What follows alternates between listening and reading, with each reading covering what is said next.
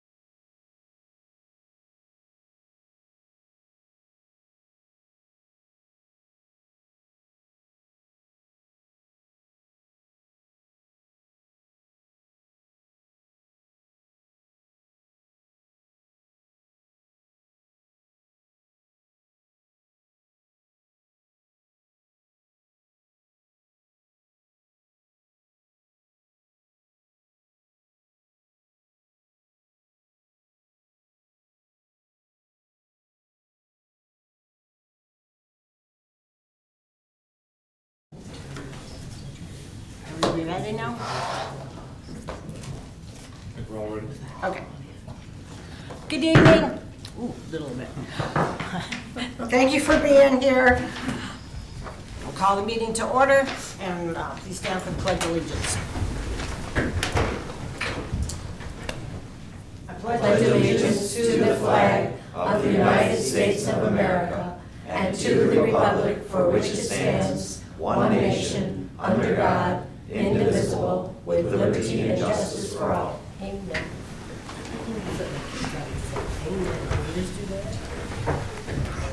Okay. I would like a motion to approve tonight's agenda along with adding to the agenda the authorization of the vac truck purchase. So moved. Support. Motion was made by Commissioner Glissman and supported by Commissioner Atwood. Is there discussion regarding that? Hearing none, all those in favor say yes. Yes. Yes. Opposed, say no. That motion's carried. Okay, then we can go into public comment. Would anybody like to make a public comment this evening? Seeing none and no hands raised, we'll move right on to the budget workshop then. And Mike, do you want to take this away? Take it. Sure. Do you want to do the other item first? Oh, yeah, probably, that'd be a good idea. All right, so you had information, some information previously submitted to you. And we certainly have a packet here from the company. So Madam Mayor, if I may by way of background. So the commission is aware that about 2 weeks ago, 3 weeks ago, we contacted each council member with the idea of holding a special meeting for the purchase of this Packer truck. Because it's something that's been in CIP for quite some time. It's been our intention to purchase this vehicle. And there was a deadline where the price increase was going to occur, I believe 3% increase. DPW department was able to contact the manufacturer and they were able to get an extension of that to April 15th. At which point we decided not to hold the special meeting, and our intention was to put it out to the agenda for the regular meeting last. Unfortunately, I forgot to do that. So considering we had this meeting tonight, I would ask that you consider authorizing the purchase today. And I believe not only are we saving the 3%, I believe this project was originally $700,000. It's down to what now, Mr. Slusher? 630. So we're seeing about $70,000 savings overall versus what was budgeted for. Big amount of money. We need a motion and a support before we can discuss. Commissioner Brady. Motion to approve the commitment to purchase with McQueen Group for a Vector 2100i, as stated in the CIP project 22968. Support. Okay, motion was made by Commissioner Brady and supported by Commissioner Swindell. Is there discussion regarding that motion? Commissioner Brady. I want the city to have all the things that it needs. I just am, I guess, really puzzled, and I want to see what your guys' thoughts are. The previous truck that we had was a 2018, and we're going to sell it for $300,000, so basically half. I mean, this is that classic, you bought a car, drove it off a lot, and it lost $5,000. But, I mean, obviously we need this, we need a vehicle like this. I'm just wondering, and obviously I'm not the expert, and we have great mechanics here. Like, are we sure we want to spend this money this year versus next year, I guess is my question. I know we're saving money by doing it now. My other question would be, how are we budgeting for large vehicle purchases in the future? Like, this is a $750,000 vehicle. I love that we're doing that with the fire trucks. Do we have plans, hopefully not to replace this new one in 2018, 7 years, 8 years. But if we have to, are we going to have the money for it? So I guess that's my piece. Mr. Womack, do you want to answer Yeah. that? That's more detailed than I want to answer. Sure. So, I mean, depreciation of our assets is the thing. I mean, just about all of our assets do that. You know, we try to keep up our vehicles for the long term. We have some vehicles which are exceptionally old, and they still work just fine, so we keep them. As you indicated before, we have some great mechanics in this town, and I think the short answer would be that based upon their expertise, we've reached the point where these vehicles are going to be costing more and more to maintain versus the purchase of a new vehicle. So I'm also not an expert on vac trucks. I know that we absolutely need one. It's an essential piece of how we deal with our sewer system. And my guys are telling me that purchasing this now will reduce our maintenance in the long term. And I think also, you know, the spec on the old vehicle, I think, is different and a lower quality spec than what we're asking for this time. As you and I were talking about just a few minutes ago, a huge portion of these vehicles is the O-rings. And apparently the O-rings, which are obviously not easy to reach places, are prematurely wearing based on the old spec. The new spec includes some automatic lubricating devices, which will help keep those O-rings in much better shape than they are in the current truck. So yes, you're right, it's a very expensive vehicle, but that's the proposal that's been given to be my mechanics. Mr. Slusher, do you have anything to add to that? That pretty much covers it. I mean, the cost of repairs are gonna be pretty substantial within the next few years. That's why we'd like to get the most bang for our buck out of selling the one that we have.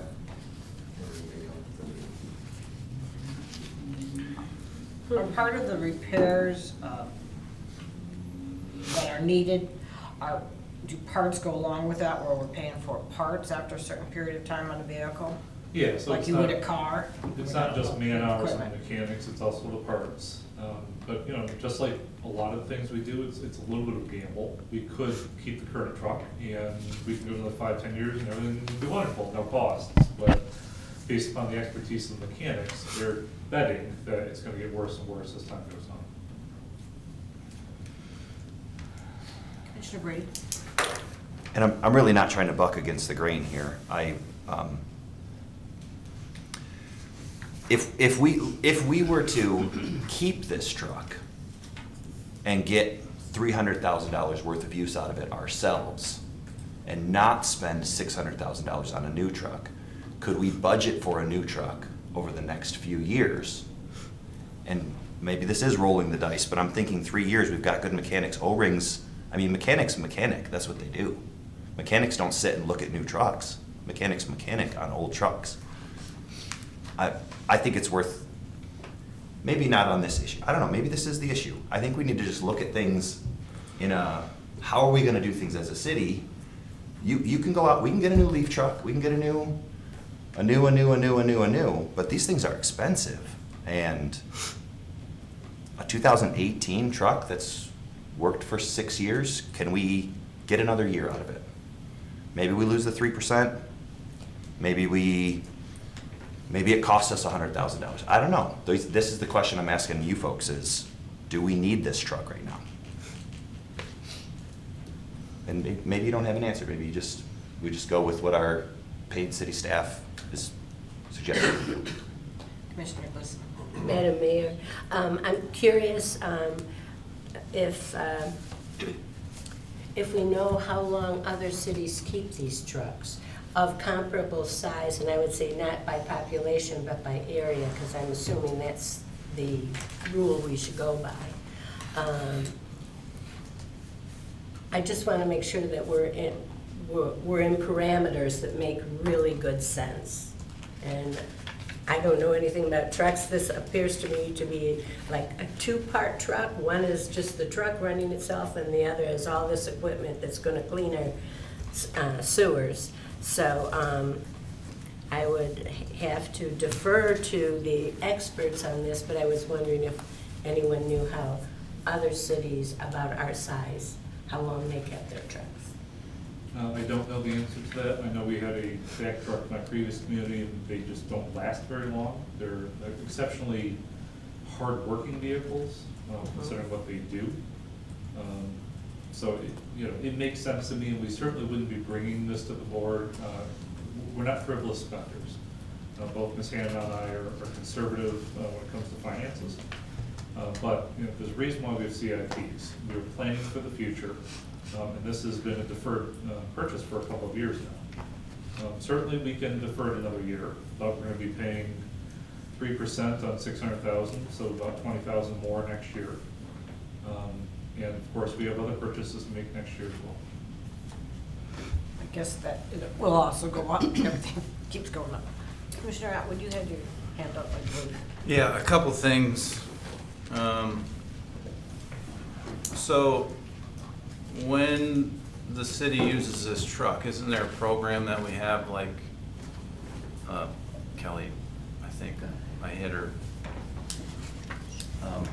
But when you take the truck out, we charge that department for hours of use, I do believe, and then that department gives it back into motor pool? Yes. Am I saying that correctly, or? Yes, if I may respond. The sewer fund pays 100% for this vehicle. And that money has been set aside into the motor pool fund every year. Knowing that this vehicle, you know, the price has increased, and as well as, you know, sewer fund has to repay for repairs and the fuel that the motor fund has already paid for. In 25-26, the sewer fund is paying nearly $100,000 for this vehicle, for just that 1 year. So yes, that is, yes, the use of that vehicle has been recovered by the sewer fund to the motor pool. So motor pool has the funds to replace this vehicle at this time.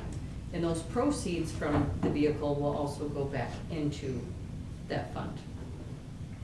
So every year, knowing the useful life, you know, we calculate the equipment rental rates. And you'll see this as a reoccurring theme as you go through every single department before we get into the meat and potatoes of the budget. Every department has an increase in equipment rental rates for 25-26. You know, equipment repairs are expensive, and vehicle prices are going up as well. And so that is all factored into those equipment rental rates. And just to add on to that, the sewer fund is fairly well funded, so certainly that's breaking the bottom of the barrel there.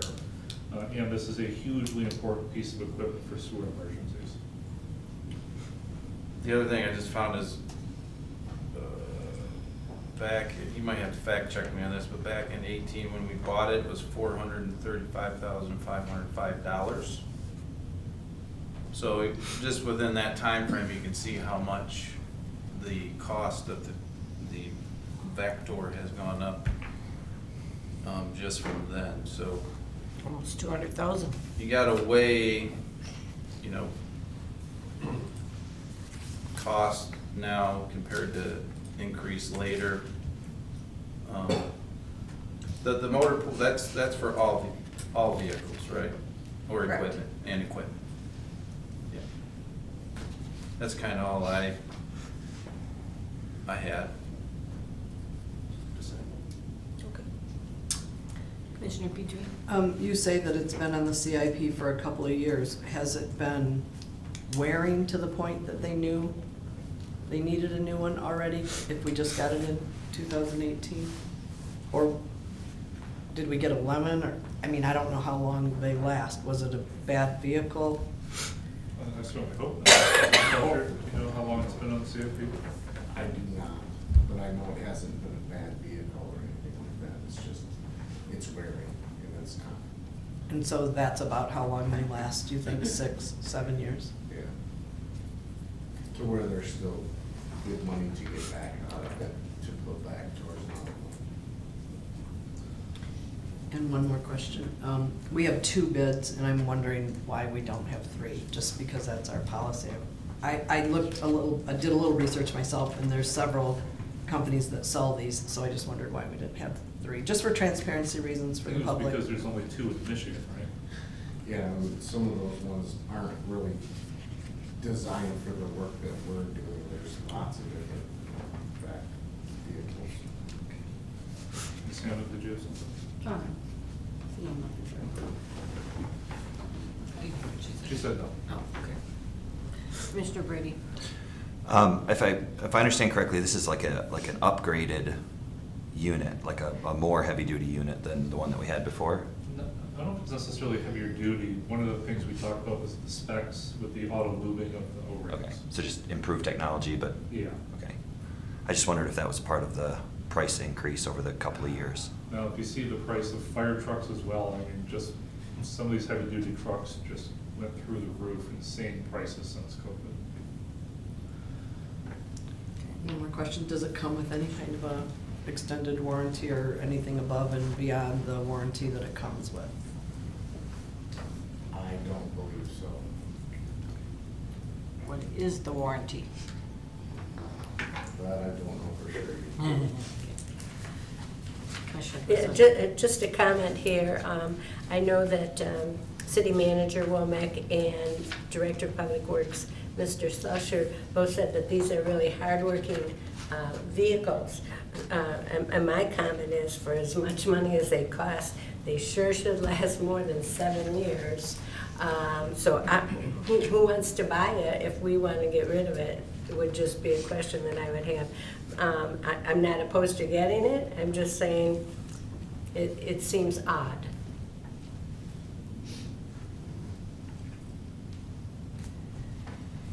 Is the dealer purchasing this vehicle from us? I know that Rob had an estimate of what he thought.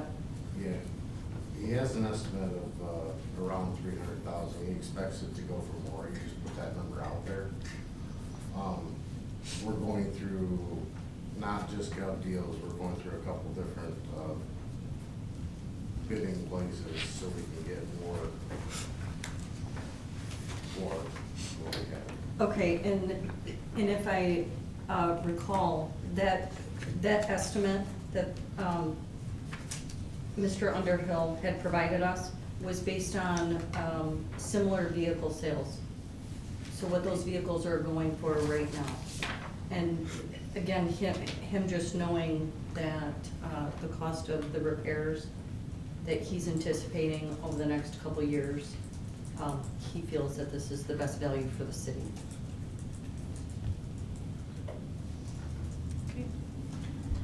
Commissioner Brady? So it might understand that, like, the main decision maker on whether we keep or sell this vehicle and when its expected life is being reached is our master mechanic, Rob Underhill? Like, are we going, is there a, I know like wastewater treatment was asking at some point for a maintenance tracking program that would help to kind of go through that. Do we have that in place with the DPW, or with the motor pool? The mechanics aren't their own They have department. but- fleet mate? Yes, they do have a software Okay. program that they track all the vehicles. I mean, I know, if you take your maintenance. car to them, you guess, hey, what's the condition of this vehicle? The mechanic's opinion is the mechanic's opinion, right? Absolutely. So it's two-part though. It's Yeah. not just the, how much he anticipates there's gonna be increased maintenance in the future. It's also the work of the finance department to be able to find the funding in this current year, Mhm. after having been on CIP for a couple of years. So we have the money to do it, and according to them, it's the appropriate time to do it. As Mr. Atwood indicated, 7 years ago, it was 50% of the price. We wait another year, it could be another $50,000. I just don't see things getting cheaper in the near future. So if we want to delay it another year, now we know it's going to go 18%. I'm sorry, $18,000 instead of 3%. But then next year, is there going to be a tariff in place, or are we going to have to pay 50% more because of that? I just would also argue, if we get 1 year of use out of a vehicle we didn't have to pay any money for, that could be potentially $100,000. I mean, every year we keep the vehicle has a value also. Sure. Madam Mayor? Okay, go ahead. Do we have an expected delivery time? Like if we were to order now? About 10 to 12 months. Okay, and are we pretty confident this is gonna make it 10 to 12 months? I mean, The current vehicle? The current vehicle? Yeah, and if it didn't, we'd have to borrow it from somewhere because these are insanely important during a sewer emergency. Can you talk to me more about borrowing from someone else? What does that mean? I mean, We'd have to go on the open market, contact any surrounding communities that had a Vector truck and see if they'd let us borrow it. that sounds expensive. I don't think it's so much expensive as I'm not sure too many municipalities want you playing with their stuff. Because we've talked about that a lot, about doing local agreements to share some of this type of very expensive equipment. But, my staff is great with their toys. I'm not sure everyone else's staff is great with the toys, and they probably beat up on it more than our people would. I was gonna ask if I could borrow your car later. My brand new, less than 2,000 miles on the vehicle, yeah, sure. It doesn't go fast enough for you to beat up on it.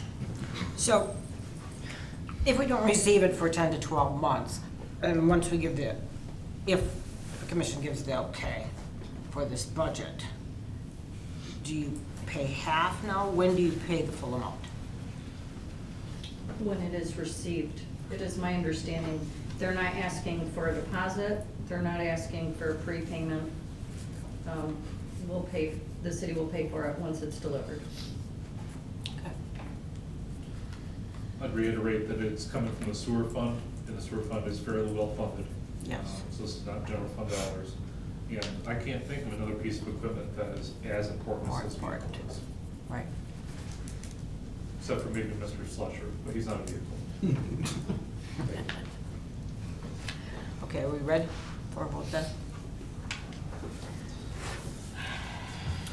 All those in favor of the motion, say yes. I think it's a roll call. Oh, yeah, money, right. Thank you. Commissioner Atwood, Yes. Commissioner Brady, Yes. Commissioner Kutzman, Yes. Commissioner Petrie, Yes. Commissioner Swindell. Yes. Thank you. Motion's carried.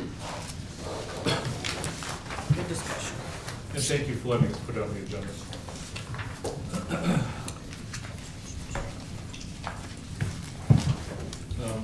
Madam Mayor, have you gone through the public comments already? Seeing- Yeah, I did. Okay. I did those. So you're prepared to receive the budget workshop? Yep, turn that over to you. Okay, thank you. All right, so I'm gonna start with the CIP book, if it's all the same to you guys, more interesting stuff. Budget tends to not change as much over the year. And I'm gonna start on page 12 of 174 in the CIP book.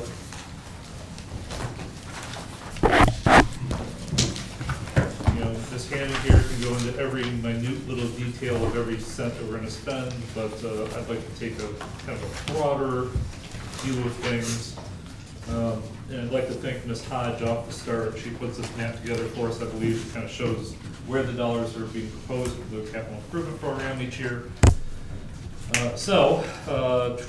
You're gonna see in the upper left-hand corner, 25-26 CIP totaling about $10 million, $10,407,000. You can see the different totals there underneath.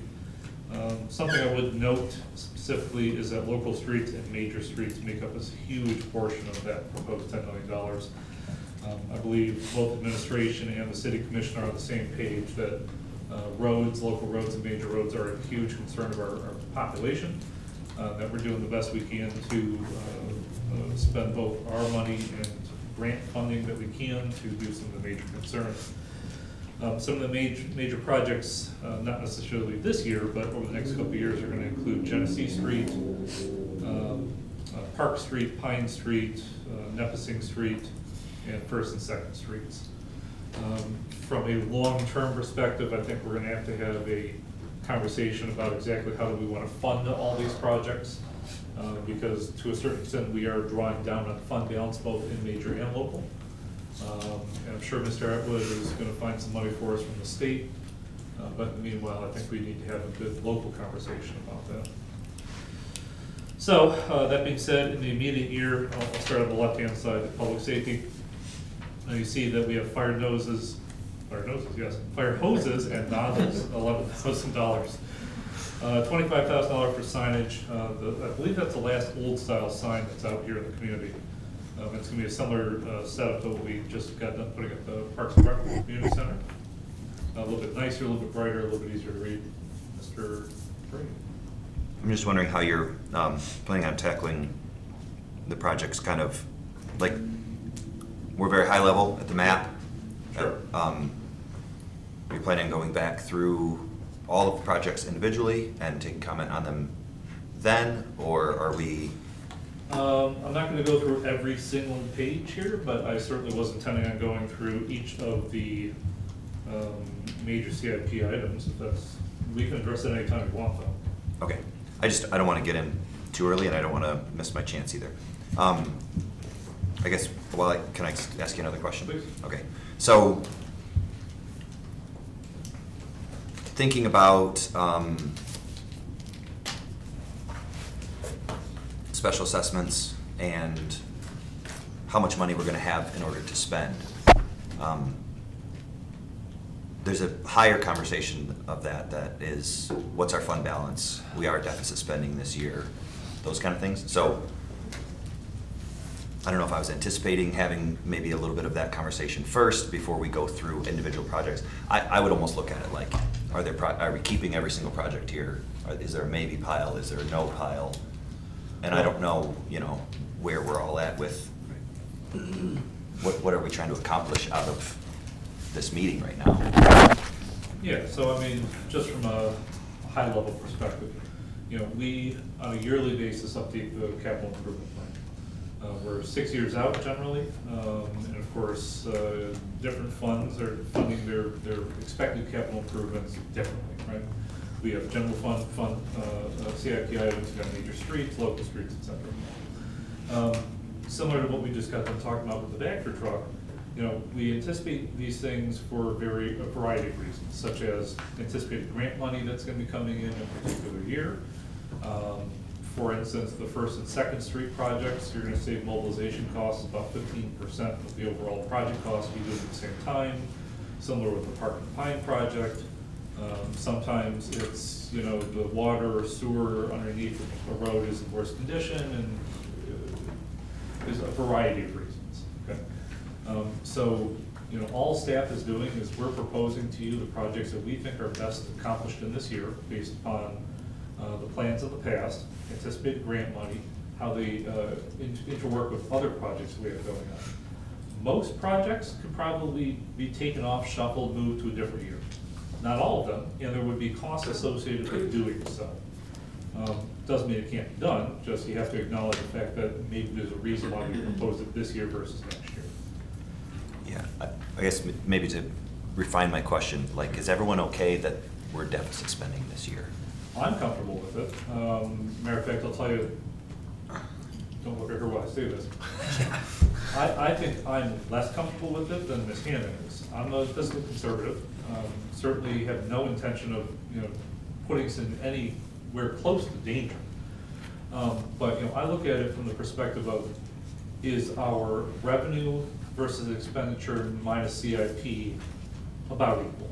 And I think it is. When you deficit spend, sometimes you're accomplishing one-off projects that you're never gonna have to spend that money again. And, unfortunately or fortunately, there are deferred projects that were not accomplished in the past.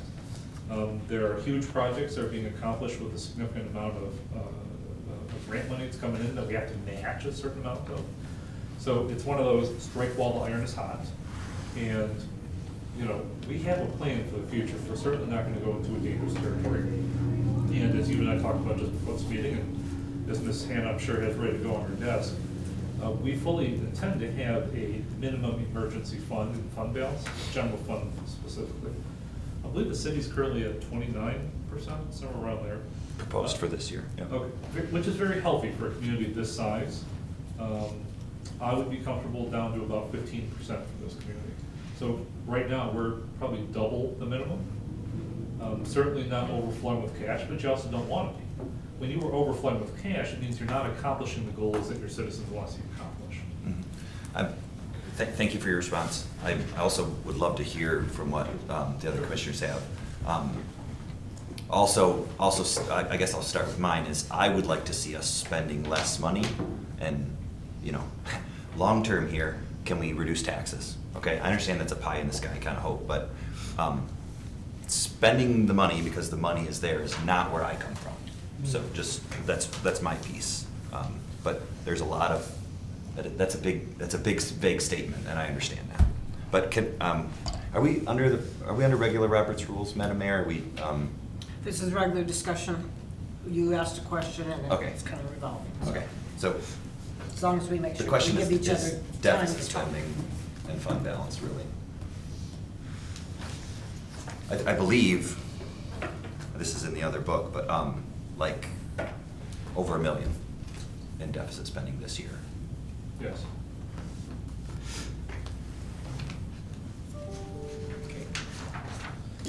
I have a question, and maybe to, Josh would know. When we go to CapCon meetings, and the first one we went to in Lansing, I believe they called it the fund balance, where you had a certain amount of money that you had to keep for emergencies. What is that name? Is that Fund. correct? That's Okay. They gave a specific percent. at those meetings in Lansing. Do you recall what that was? Off the top of my head, no. Do you know, So, Mike? yeah, we were just talking about that, 15 to 20% is what I'd be comfortable with for this community. Generally, bigger communities have smaller percentages. In my previous community, it was 20%. But I'd be comfortable with 15% in this community. You still want the few $1 million so that you can match grants and cover emergencies and those kind of things. Sure. Yeah. Commissioner Petrie? My concern is we are an older community with, like this year, how many water mains broke in the middle of a cold winter. I am like Stefan, you don't just spend it because it's there. I'm concerned about infrastructure things that could be an emergency and that we have cash on hand for that kind of thing. So I'm the deficit spending, have we ever spent, has it ever been that before in the past? So for what it's worth, it is significantly cheaper to fix something before it breaks versus fixing it during an emergency. Right. So, you know, I don't see the problem with deficit spending. I understand we want to be fiscal conservatives, and I'm a fiscal conservative, and Ms. Hannah is a fiscal conservative. But if we're spending the money up front to fix pipe that's 50, 70, 80, 100 years old, which we anticipate will break, or where we've had multiple breaks in the past, I think in the long term, you're actually saving savings from not having to do it while it's 30 degrees below zero out there. Agreed. Right. Do we have a plan for that? Also, as you went through these CIPs and the budget, I saw a lot of times where equipment is needed because they've been fixing, and we, as a city, did not take a look at kind of like a program of how long we're gonna keep this. So now, here we are with all these expenses that we need to fix, and I'm very hesitant in putting it off, or a lot of things off, because of those reasons. Commissioner Brady? Madam Mayor, I agree with you. I think being prepared to spend the money on those big infrastructure kind of things, either whether it be roads or the equipment that we need for that, is great. In 22-23, we had $5.5 million, and it was 51%. I don't know what page this is $5.5 on. million deficits, right? No, we had $5.5 million fund balance. You're in the budget? Yeah, Mike, I don't know if, I mean, I really, before I look at all of these different specialists, or I'm sorry, the CIP items, I don't know if we're all hunky-dory that we can spend whatever we want to spend, then just buy everything. But if we're trying to get closer to zero, or if we're, I don't know what the desire of the commission is. I only know what my thoughts are. For instance, I might look at some of these projects and say, we don't need to do that right now. To get closer to more of a zero spend year. Instead of deficit spending, or getting closer to zero.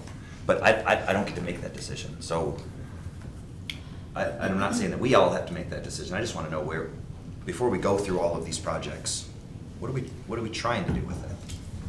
Well, first off, we don't make the decision tonight, but I think we should give them an opportunity to go through this, explain them to us, and then kind of go, geez, I got a lot of tabs, but. Yes, I don't need any And then kind of explanation. go through I mean, them. I have questions. So that we know, so that we have that opportunity and that we have a little bit of order to get things done too. I don't know, that's just how we've always done it for years. Doesn't mean that we can't talk when we need to, like you're doing now, but I think we want to accomplish hearing what's going on and why our department heads and Kelly and Mr. Moat think we need this. So you're saying, should we, while we're going through this, say, I don't know if we need that? Yeah, with each item. Before we even, Well, not each item. yeah. I'm prepared. Make your comments. Yeah, I have thoughts about whether items could wait or whether we want to do them now. How aggressive would you like me to be? Is my question. Well, I mean, that's what I think that they were If going everybody to up- do. Yeah, if everybody up here is saying, we're fine, spend the money, I can tolerate that, knowing that there's 5 votes on this commission and we're gonna spend the money. But if everybody else is thinking a little bit more like myself, thinking I'd like to be closer to zero, I would like to be closer to zero. if we could. If there's things we can eliminate and wait on, I would definitely like to be closer to 0. My opinion. Commissioner Glissman. Thank you, Madam Mayor. When I went through everything, there appeared to be a need from all the people, all the directors. But in my estimation, the ones that really worried me the most were the ones were the wastewater treatment. That really worries me that that's going to be a problem down the road. Because that's basic to what we should provide for the city and the water. So it's a matter of prioritizing certain things. I am concerned about a lot, how old the infrastructure of the city is. That is bothering me. So that would be a higher priority to me than maybe some of the other things. Although, all the directors, what they ask for, they feel is important, and I don't want to diminish that at all. But I do have a concern about the infrastructure. So to be clear, I sat down with all department heads and the director of finance over a multi-month period, and we put together a list of what we thought we needed. This is not us just with our hands up saying, hey, we just want more expensive stuff because it's fun. We're looking out for what we think are the best long-term needs of the community. Now, I understand that you guys are uncomfortable with deficit spending. And as I told you, I'm a fiscal conservative, and so is Ms. Hannah. We will feel comfortable with this deficit spending, and I'll give you just a brief example. So I just bought a new car, as I indicated before. But I saved up for months and months and months and months and months before I bought that new car. And then I made a big purchase, and that was a bad month for me because I spent X number of dollars buying this new car. Well, now I'm going to save for years until I have to buy that new car again, right? So that means for years and years and years, you saw money go up, and then you deficit spend it to buy the car. Then save, deficit spend to buy the new car. That's what we're doing here, but we're talking about dozens of items. So we shouldn't be afraid of spending money because we need things for this community. Now, certainly it's within the purview and the policy of the commission to not do that. But then, and I can't guarantee things one way or the other. We don't buy a new vac truck and the vac truck breaks, we're gonna have 10 to 12 months of emergency having to borrow it from somewhere else before we can take care of ourselves. In the same way that, for instance, we could buy no ballistic vests for our police officers, and then there's a shooting, and now we might have a killed or injured police officer, right? We're not just willy-nilly buying things. Madam Mayor. I agree with you, Mr. Womack. I also see, there's resistance to, we're not going to be able to do as many roads if we don't have the special assessments, and we're talking about $350,000 there, and I can find $350,000 in projects that I don't think need to happen this year, but even if I were to do that, we would still be quite a bit, so it's a bigger question of deficit spending overall, but also I get push on one side of, boy, we've got to get this, we're gonna run out of money spending on roads. Okay, but police chief, I love you, you don't need a new sign. You want a new sign, you don't need a new sign. Right? That's a negotiable item. Now the bulletproof vests, yeah, we're getting the bulletproof vests, but the sign, I understand TIF is paying for some of these things, and I'm prepared to talk about all of them. I only get so many opportunities to direct my department heads that, in the way that I would like them to run their department, understanding the relationship that we have going through you. There's elected officials, and we have a job. We are the ones that get to vote on this budget, and I really want a nice, good budget. I really want a nice one. That's what I signed up for here, was to do this really annoying job of poking the budget as we go. So I'm gonna let you know, I'm trying to get the number closer to a zero spend. I don't need to be at zero deficit, but I'm trying to get closer, and I won't say that again. Okay. Are we ready to move along with the projects, to take a look at them?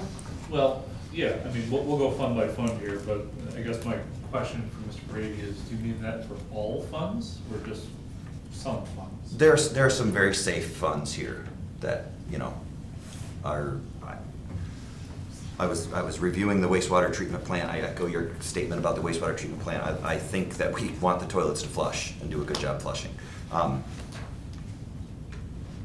Parks fund, I love the parks. That's where a lot of stuff is. In fact, you said in your comment to us that there are two funds that you think need to really focus.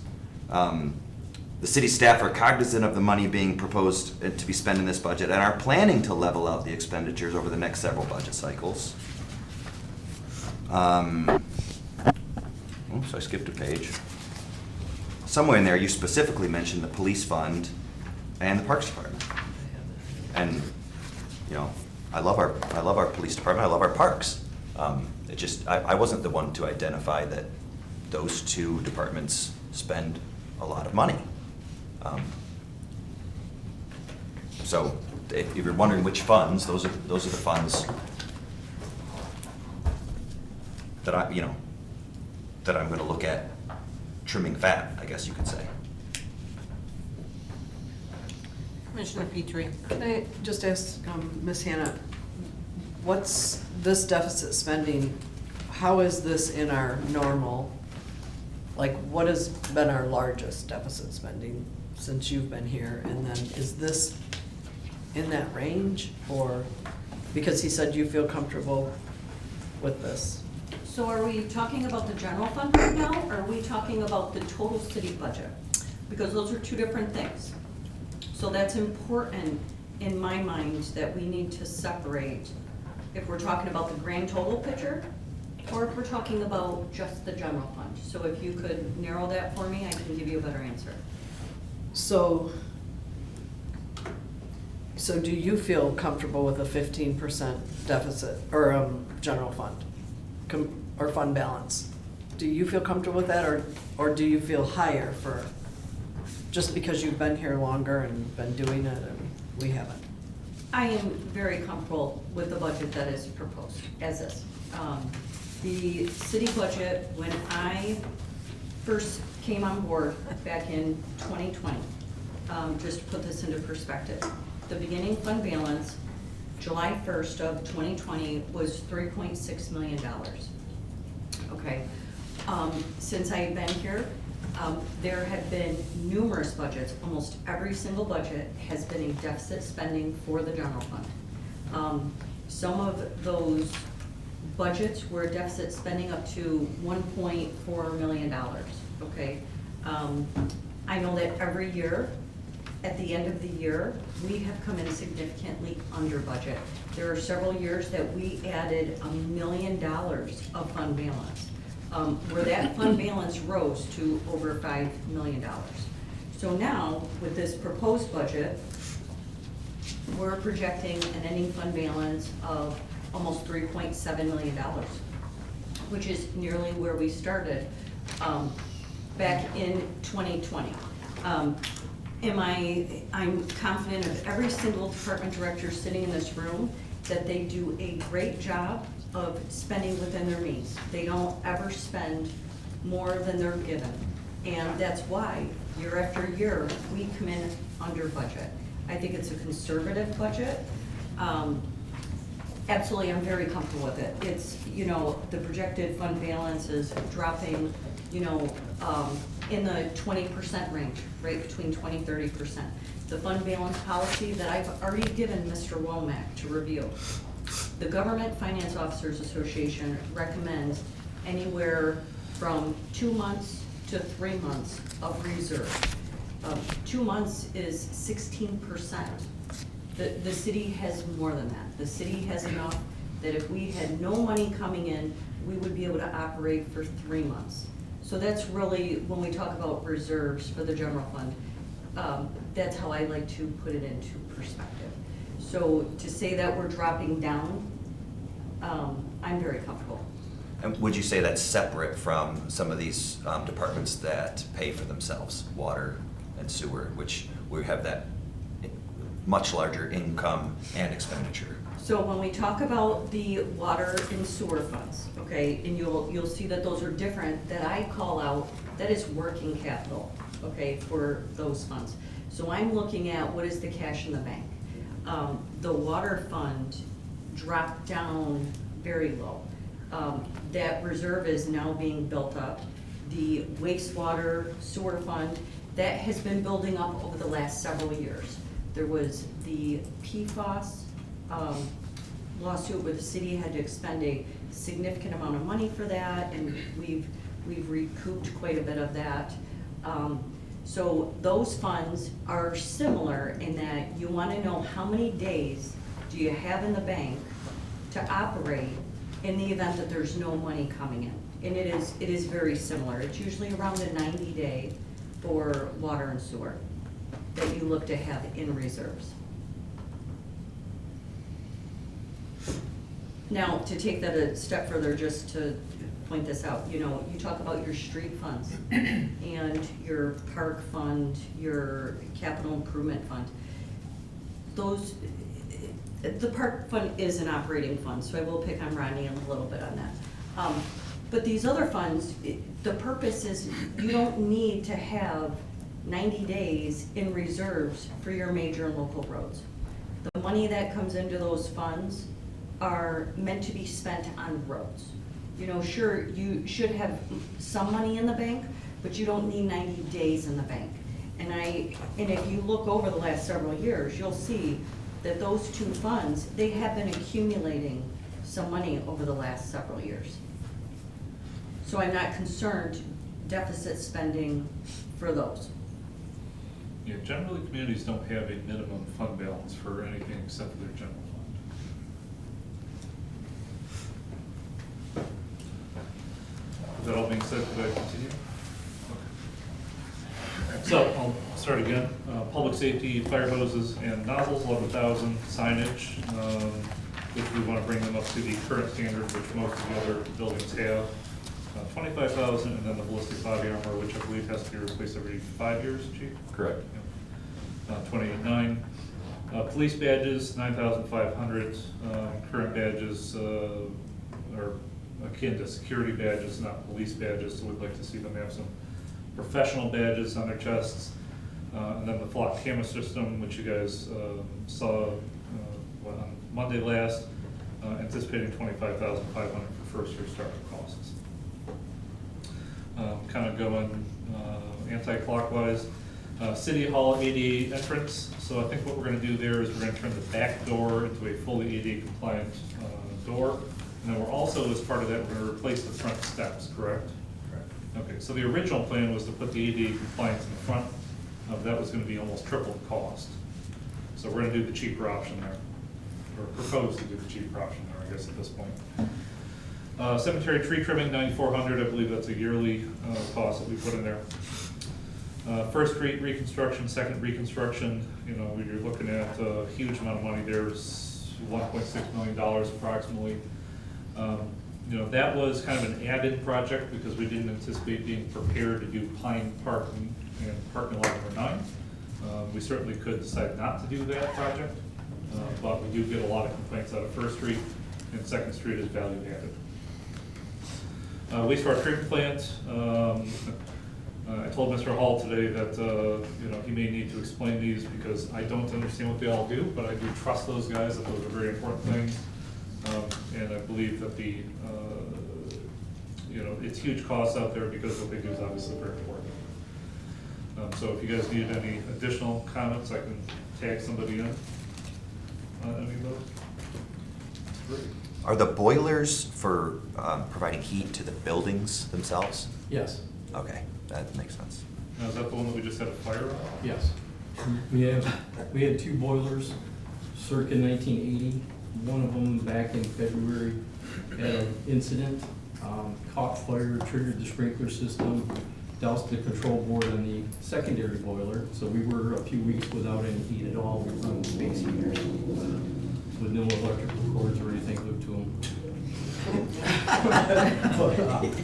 So yeah, we boiler had an issue, I think the insurance company ended up cutting us a $14,000 check because it was so old and past its date of service.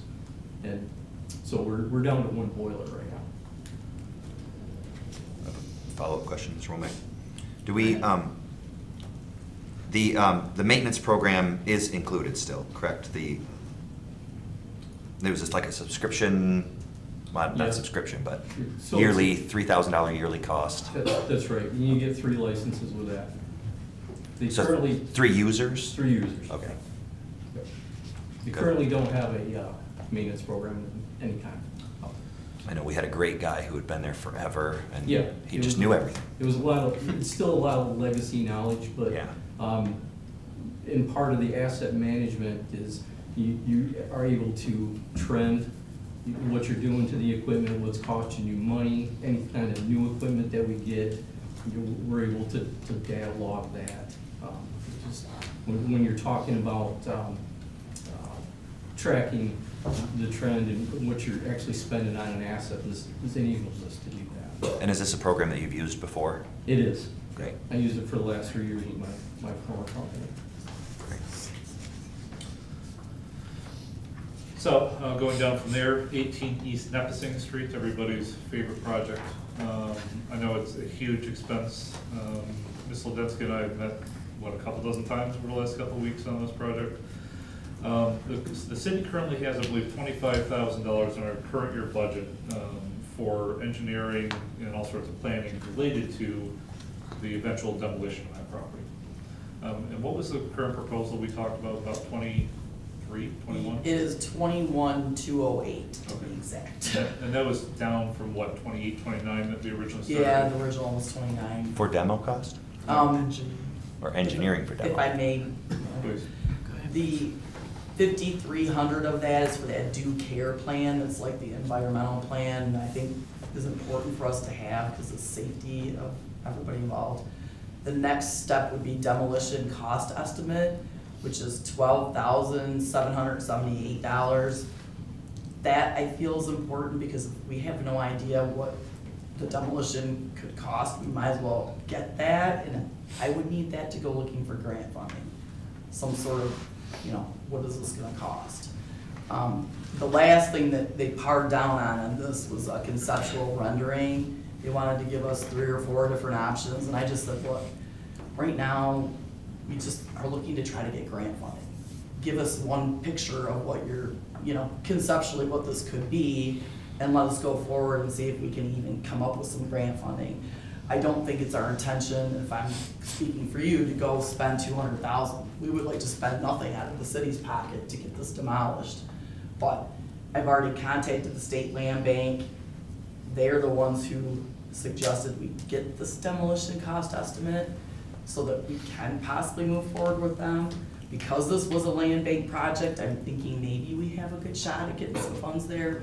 We would probably have to match though, 50-50 match on the overall demolition. Sorry, if I could just bookend on before we get to Mr. Brady. So, yeah, very, very similar to what I was gonna say is, we see $200,000 here, and I know you guys are seeing $200,000, but what I'm seeing as a placeholder, because Ms. Soldensky and I are working furiously to come up with grant money. And this kind of goes back to the ongoing discussion we've had about purchasing policy. I don't personally believe that when you guys authorize money, that it's mine to spend. I see that as you authorizing us to go out and do the work in anticipation of being able to come up with an appropriate cost at a later date that you guys could then approve of. So, if we're gonna go through the process and we come up with $200,000 for the grant money, that's no brainer at that point, right?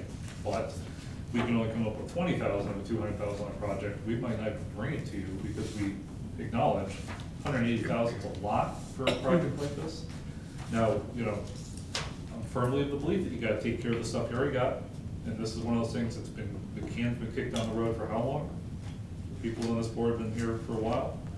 It's been here for a long time, Long right? time. And it's not being taken care of. That's because each year, year after year, it's gonna cost $200,000, nobody wants to do it. But from the perspective of the work that Ms. Ledensky is putting in, I'd like to keep this at least for a placeholder, so that later on we can come back and say, here are some grant options that are available to us, and then let you guys make a decision at a later date. Commissioner Brady had his hand up first. So you're saying in my head, I can subtract $200,000? In your head, you can do anything you want. 100,000, then that way you won't be so disappointed if you So- can't get. I mean, I understand in a budget, you budget high, Yeah. maximum cost, and then a lot of times we're kind of coming under. And like the truck we just approved, it's a $300,000 spend, not a $600,000 spend. But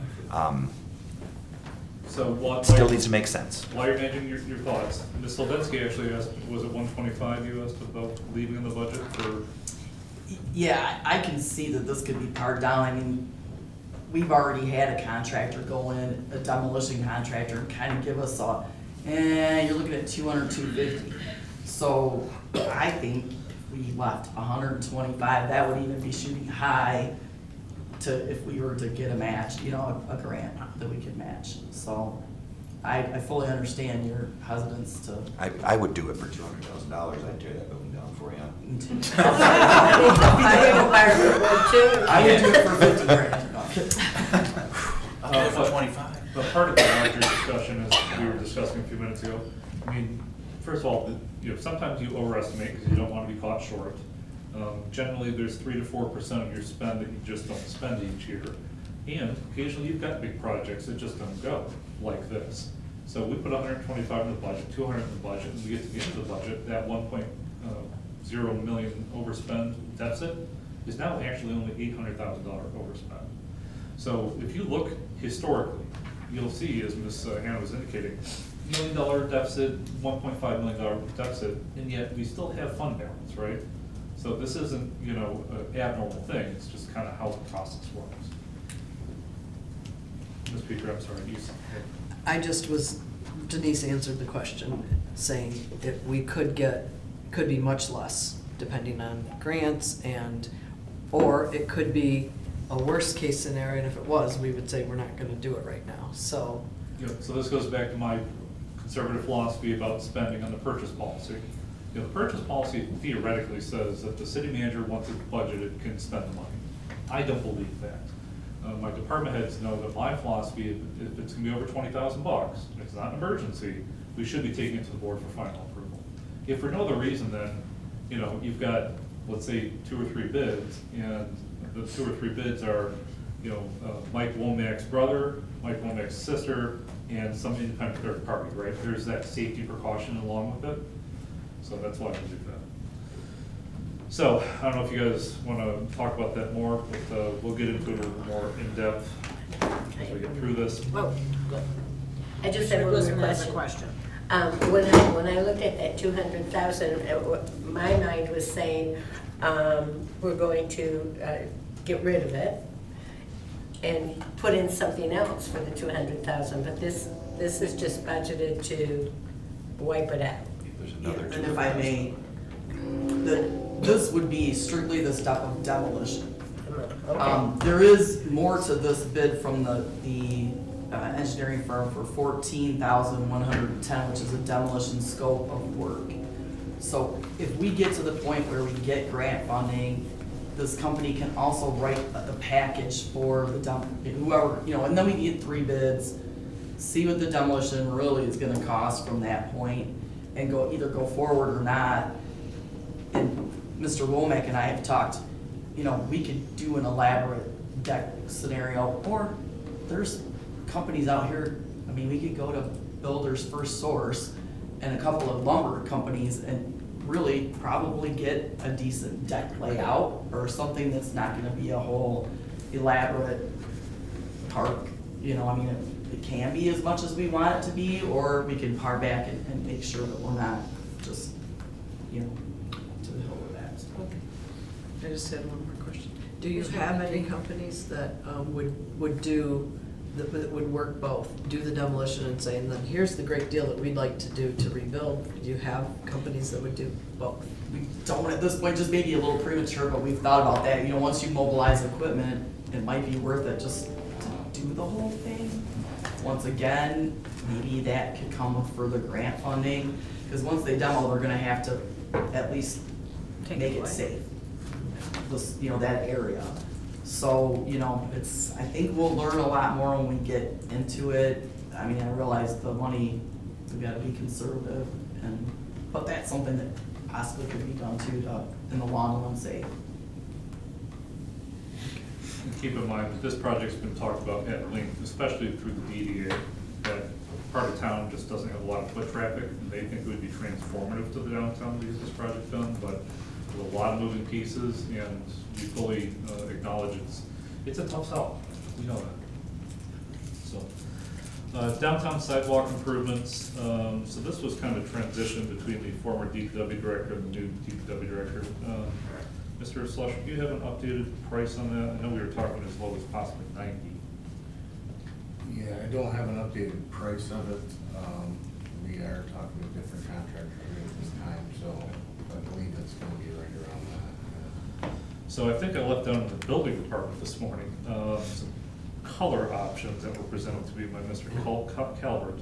So currently we have brick throughout the downtown, up and down Nipissing Street, and it's kind of sunk in over the years. Not only do you have dirt kind of washing into the curb line where mold, mildew, grass even grows out of it, but it also presents a tripping hazard. So I think along with the parking lot number 9 project, that this could have a huge transformative change to the downtown, especially from an aesthetics point of view, but also, you know, one tripping lawsuit, and there goes all this money, right? The question for the board's gonna be, do we wanna try to use brick again, which would then probably have the same problem in 10 or 20 years? Or do we want to move to something that's more like a stamped concrete, which can be colored and marked as kind of brick, but it's treated more like concrete? So that's what I was dropped off this morning for me, is to all the different colors, the price options, which I'm sure eventually will come to this board. Okay. Center for the Arts, building improvements, that's put in there every year, $10,000 for the various issues that that building has. Genesee Street Bridge replacement, $4.3 million. That's a huge grant attached to that, 3-point-something. Mm-hmm. So was that 95-5 split?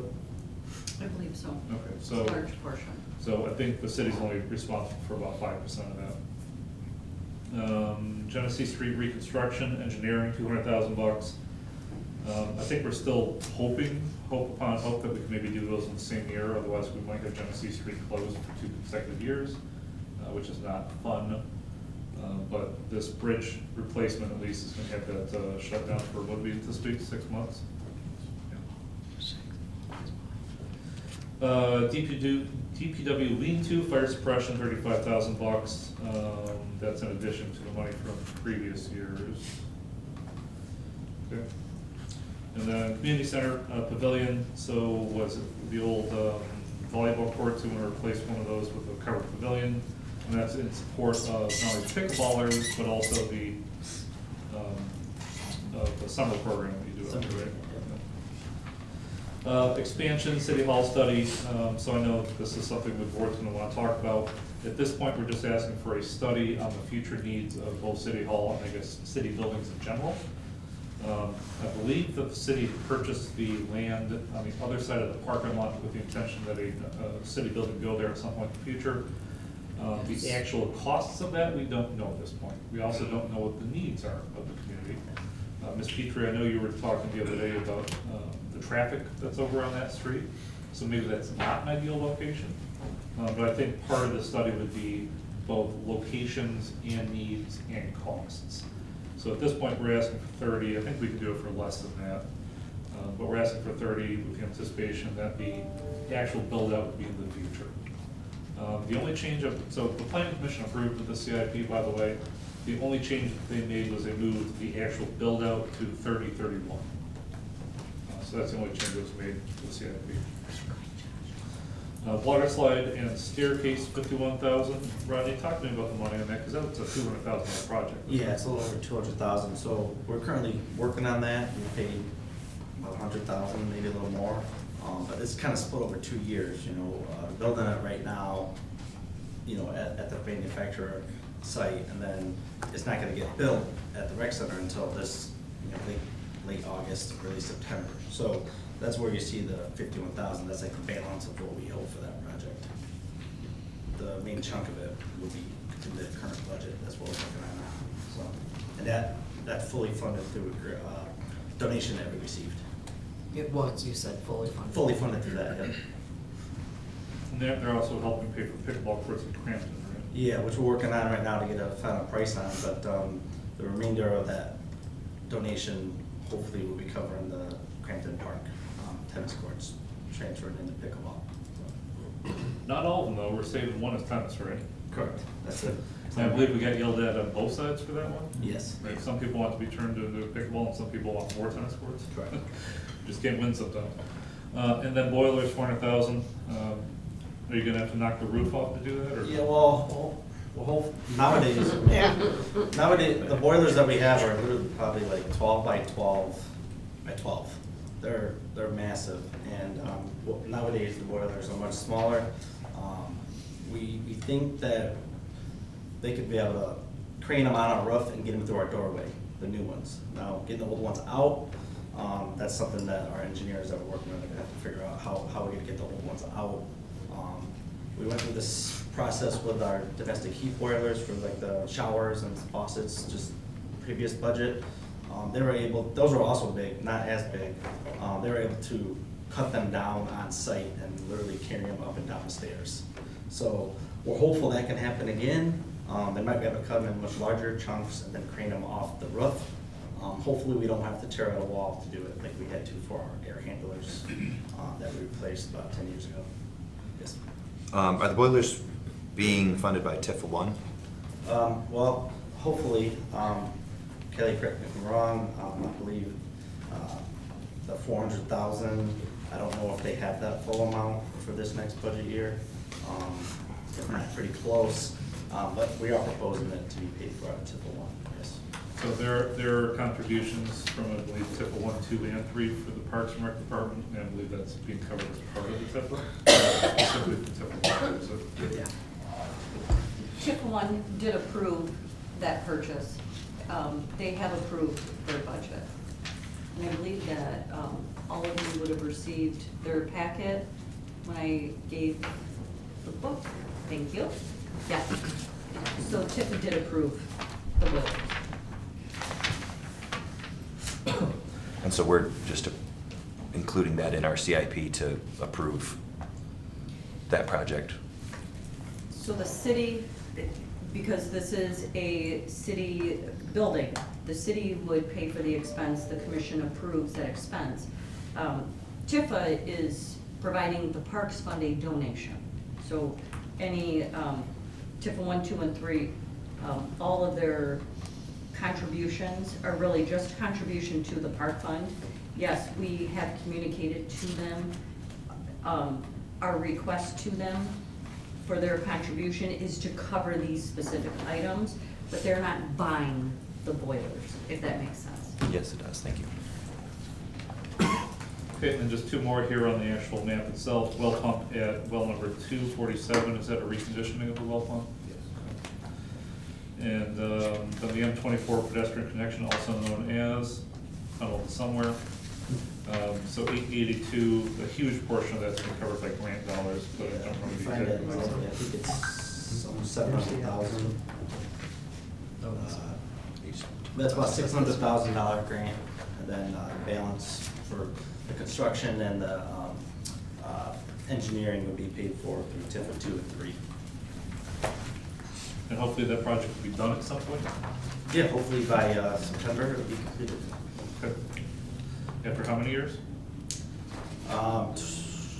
Well, I think that tunnel was put in 2012, when they did 24.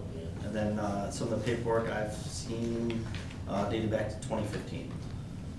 And this is a one-off project, you're not 10. planning on doing another one of those anytime soon? Hopefully if they It's close to 10. in the future. Sorry. Is it here? All right, so now switching into the little boxes on the left-hand side, vehicles and equipment. Plow assemblies, 10,300, that's obviously for the pickup trucks and pushing snow around. Police vehicle replacement, another thing that's provided to us by the mechanics based on the number of hours of use. Bucket truck 240, I believe we pushed that off from last year, because last year's budget was overdrawn. So $240,000 for that. And they use that for all sorts of things. Gator utility vehicle, 25,000. We did talk about potentially buying a used one for reduced cost, and our mechanics indicated they thought that would be higher than usual maintenance on that, so they proposed a new one. Computer workstations, $25,000. There's not a whole lot we can do about that. That's all we do all day is use computers. Toolboxes, again, for the mechanics. Apparently those are getting worn out. Back truck, which you guys have already authorized. Half-ton pickup truck, $48,000. Is that for Parks Department? Because that's not pushing snow. Wastewater treatment. No. Sewer camera, $110,000, and we talked about trying to get that price down too, right, Ross? Did you come up with anything? We've looked at a few options, and I think we can get that considerably lower. So I'm not sure if the commission wants to wait until he has another price option, possibly reduce that, or if you want to leave it at 110, just know that it'll come in under estimate on that. And then election equipment, $20,000. I believe that clerk's office usually gets grant money for that. That's what I was gonna ask Ramona, does the state reimburse you anything on that at all? If it's required by them, do they reimburse you, or it's just up to us to? So what they're saying right now is that they're projecting to go out to bid in 26 for the 28 cycle. It depends on which side of the coin you listen to. If they're gonna require us to have it, then the state has to pay for it, otherwise we can use the same equipment. The other people are saying, no, you need to budget for it, so. They've always paid for it in the past. Okay. The state's really good about giving us guidance on elections. Sidewalk repair and maintenance, so this is in addition to the downtown sidewalk project we're planning.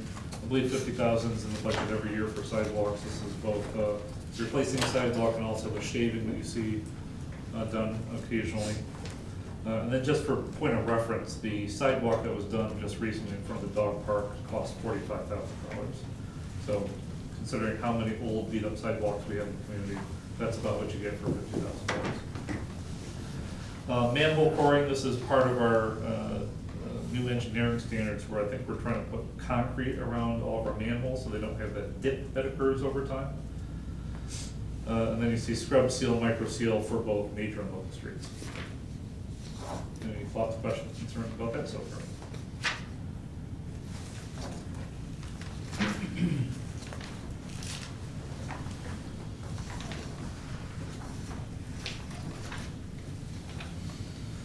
Okay, well, I'm going to skip the intervening pages. I'm going to go to page 23. So all sorts of great information there if you guys want to go over it your own time, but I think probably just for ease of discussion, we don't want to go category by category here. So this is buildings and land total. You can see, if you're familiar with reading the CIPs, 25, 26, which would be our current proposal, and then it goes off into the distant future. Center for the Arts, lean-to structure 18, Nipsing, parking lot number 9. Oh, I'm sorry, I guess that's next year. And then City 8, Hall 88 entrance this year budget. Into the future, I believe the $200,000 for 18 Nipsing was the anticipated deck that we thought might be built there. And then the 880 for the parking lot number 9. So I don't know if you guys want me to go through every single line item for the future, but I'll try to call out anything that has changed. Commissioner Brady? I'm not happy about this lean-to structure, that it wasn't included in the original purchase and construction. Yeah, you're not the only one. I was a little disappointed that that wasn't a known factor when it was originally proposed. But, according to the fire code, if we're going to Yeah, do well, it- let's make it right. So this is, TIFA 2 is giving money to us, to our general fund, and we're choosing to spend it on this project, with my understanding of TIFA. We specifically asked them for funding to cover this project. They've already agreed to pay for the structure. Mhm. And so we went back to them and asked for the additional funding for the fire suppression, and they have approved that. Thank you. I'll tell you what, we've got great staff, but occasionally we do make mistakes and we try to do right. when we Stop it. make mistakes. Stop doing that. Just Sorry. kidding. I'm sorry. I don't mean to interrupt you. Sometimes I'm sarcastic, and I don't mean to be as sarcastic as I come off. You're not allowed to be sarcastic. Okay. There's no sarcasm in this room. So, so is the 35 just the fire suppression for the lean-to that we did Correct. last year? Commissioner Brady. Um, I was gonna say, make sure you address the chair, just, I thought we were in open discussion. my- Well, everybody's raising their hand, so we should have a little. I just tried for, follow just for rules. direction. I try to follow rules all the time, thank you. So, City Hall ADA, so there, push-button door Correct, downstairs at the back. correct. We still don't know about, I mean, we got like 6 parking spots back there. I think we got 3 and 8 handicapped. A single handicap parking? Correct. And obviously, getting through that narrow alleyway is not ideal for anybody. Yeah, like to take your vehicle through there, right? But that's, you're still thinking about that and how you can address that as a separate issue, right? Well, I mean, I'd love to enter into some kind of parking agreement with the people next door. But from what I understand, they, on the days that they need it, they need all their parking spaces. This is one of the impetuses for potentially looking at a new city hall is, we have a car culture in this country. Mhm. And people want the ability to be able to park within 2 feet of the place that they want to go. Heck, I think if people could get a drive-through on a city hall, they'd go for it. Matter of fact, I think I'm open to that as a possibility. Just try to get that Rite Aid over there. I know it's, sorry. So I guess my question is, since you mentioned the new city hall, like, are we, and that project got, not Pushed earmarked or pretty put, well. pushed a little, so, I hear the complaint about this building not being handicap accessible. I'm not myself handicapped, I'm not sure even what I'm looking at. Are our bathrooms up to the standards that they need to be? Like, is this, let's just pretend we're gonna be here for the next 5 years, and you'd like to spend some money doing this, is there anything else that we would need? So, in my previous Carpet. community, we brought in actually an ADA consultant who gave us a whole long list of all the things that we could do to be gold star, platinum level certified ADA. It could be extremely expensive to do that. I don't think we're obligated to do all those things, but obviously, just from the perspective of we want to do those things, I think incremental improvements as the dollars are available is the appropriate way to go. As I indicated previously, we talked originally about making the front of City Hall the ADA compliant side, but it was at double the cost. Mhm. And obviously, because we're fiscal conservatives, we chose not to do that. We're talking about a small minority of the people, and we want to be, available and accessible to them. And obviously, my staff is great. If they saw somebody who was struggling to be able to get inside the building, I'd probably have 5 people running outside to help. But from the perspective of, we can't spend all the money all the time for all the improvements, we thought this was the best course of action based on the ability to spend the money. Madam Mayor? Commissioner Brady. So the back door has a handicap accessible spot, will then be much more accessible if this project goes through. It's then a 0 entry to pay your water bill at the front or to do business at the buildings department. Anything on that level is 0 entry, correct? Correct. And then we have the elevator, they can come upstairs, and then it's pretty seamlessly, Apart from the carpet, yes. apart from the carpet. Okay. Do we have signage that lets people know that there is a handicap accessible rear access? We could probably do better with signage. Because I'm not aware if there's a handicap spot up front or not. I don't know if there is. It might be nice to have a sign There's not. that directs people that if you need that service, you can Every single one. get it to the back.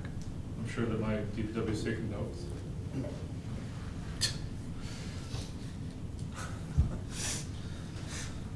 Okay, nothing else, I'll move on to the cemetery. I'm sorry. Are you confident that we can accommodate that signage within this $20,000 of this project, or does that need to go with? Yeah, if not, we have just general city hall maintenance budget. Okay.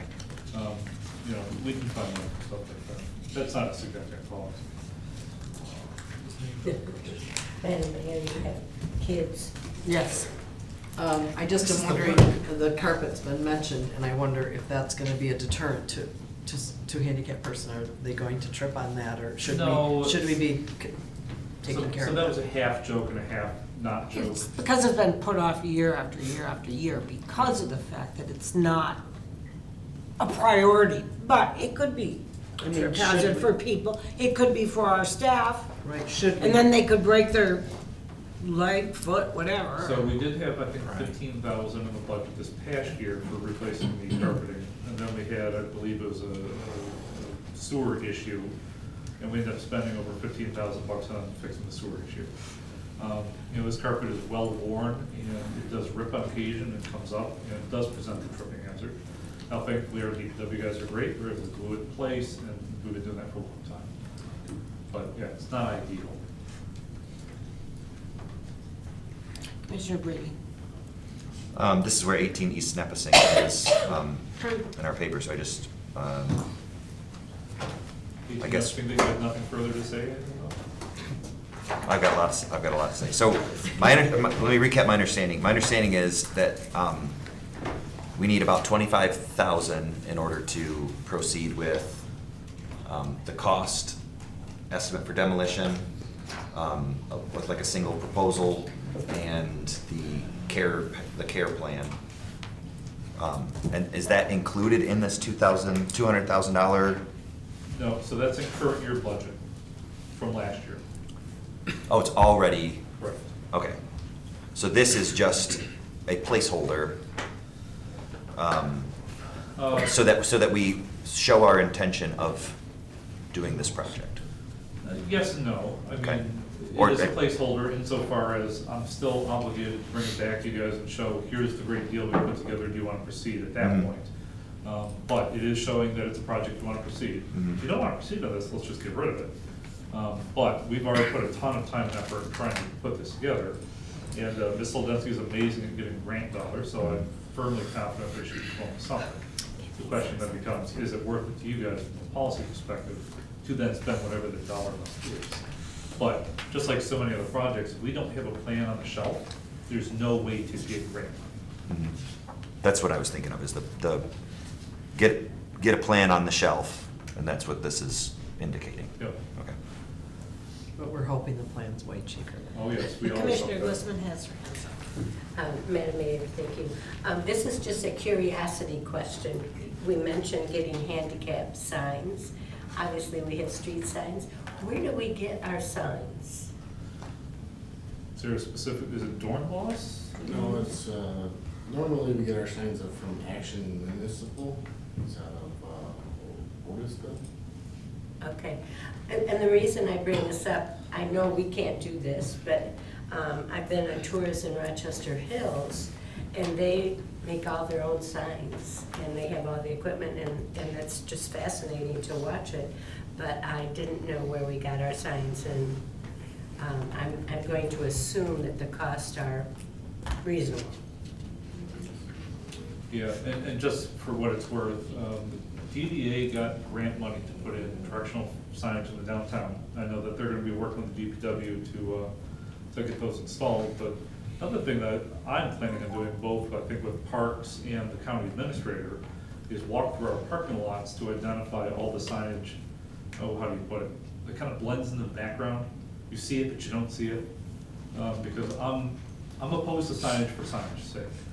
I want to have signage that if you see the signage, you know it's our signage, which is why the directional signage is going to be in Lapeer blue color. But I also just don't think we need to have signage everywhere that's not being used.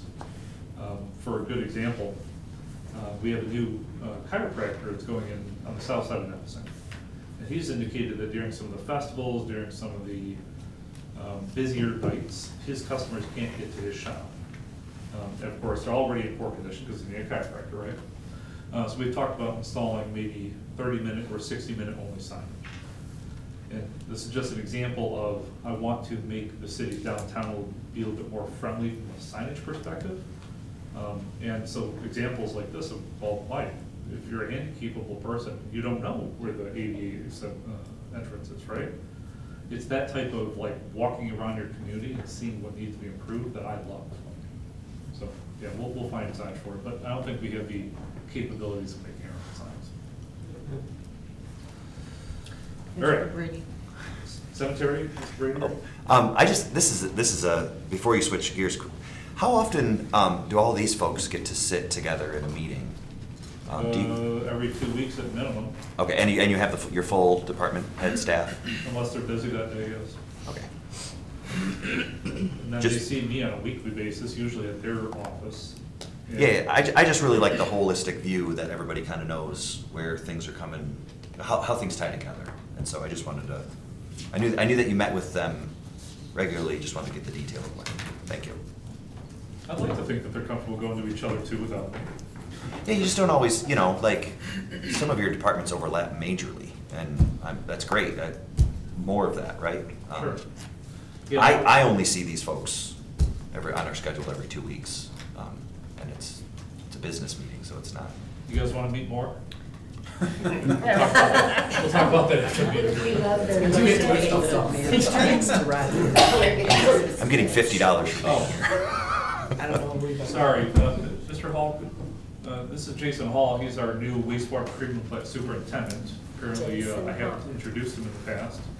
I haven't seen him at a meeting, So. Nice We to met him Nice to during the meet you. runoff. I think we forget who was there and who wasn't. so, yeah. Yeah, so for what it's worth. When you first started, I think on your First first day. He came to this meeting at my behest because I told him I don't know all the things that the wastewater treatment plant does with CIP, and I asked him to come just in case you guys had questions. He is not technically a department head insofar as I'm not asking him to come to your bi-weekly meetings. So he's available if he's got something on the agenda that he needs to explain or something like that. But there's also been a bit of a split in the departments. Under the former DPW director, wastewater was one of his departments. Under the new setup, DPW is now road, water, sewer, and wastewater is reporting directly to me. So that's kind of why he's here.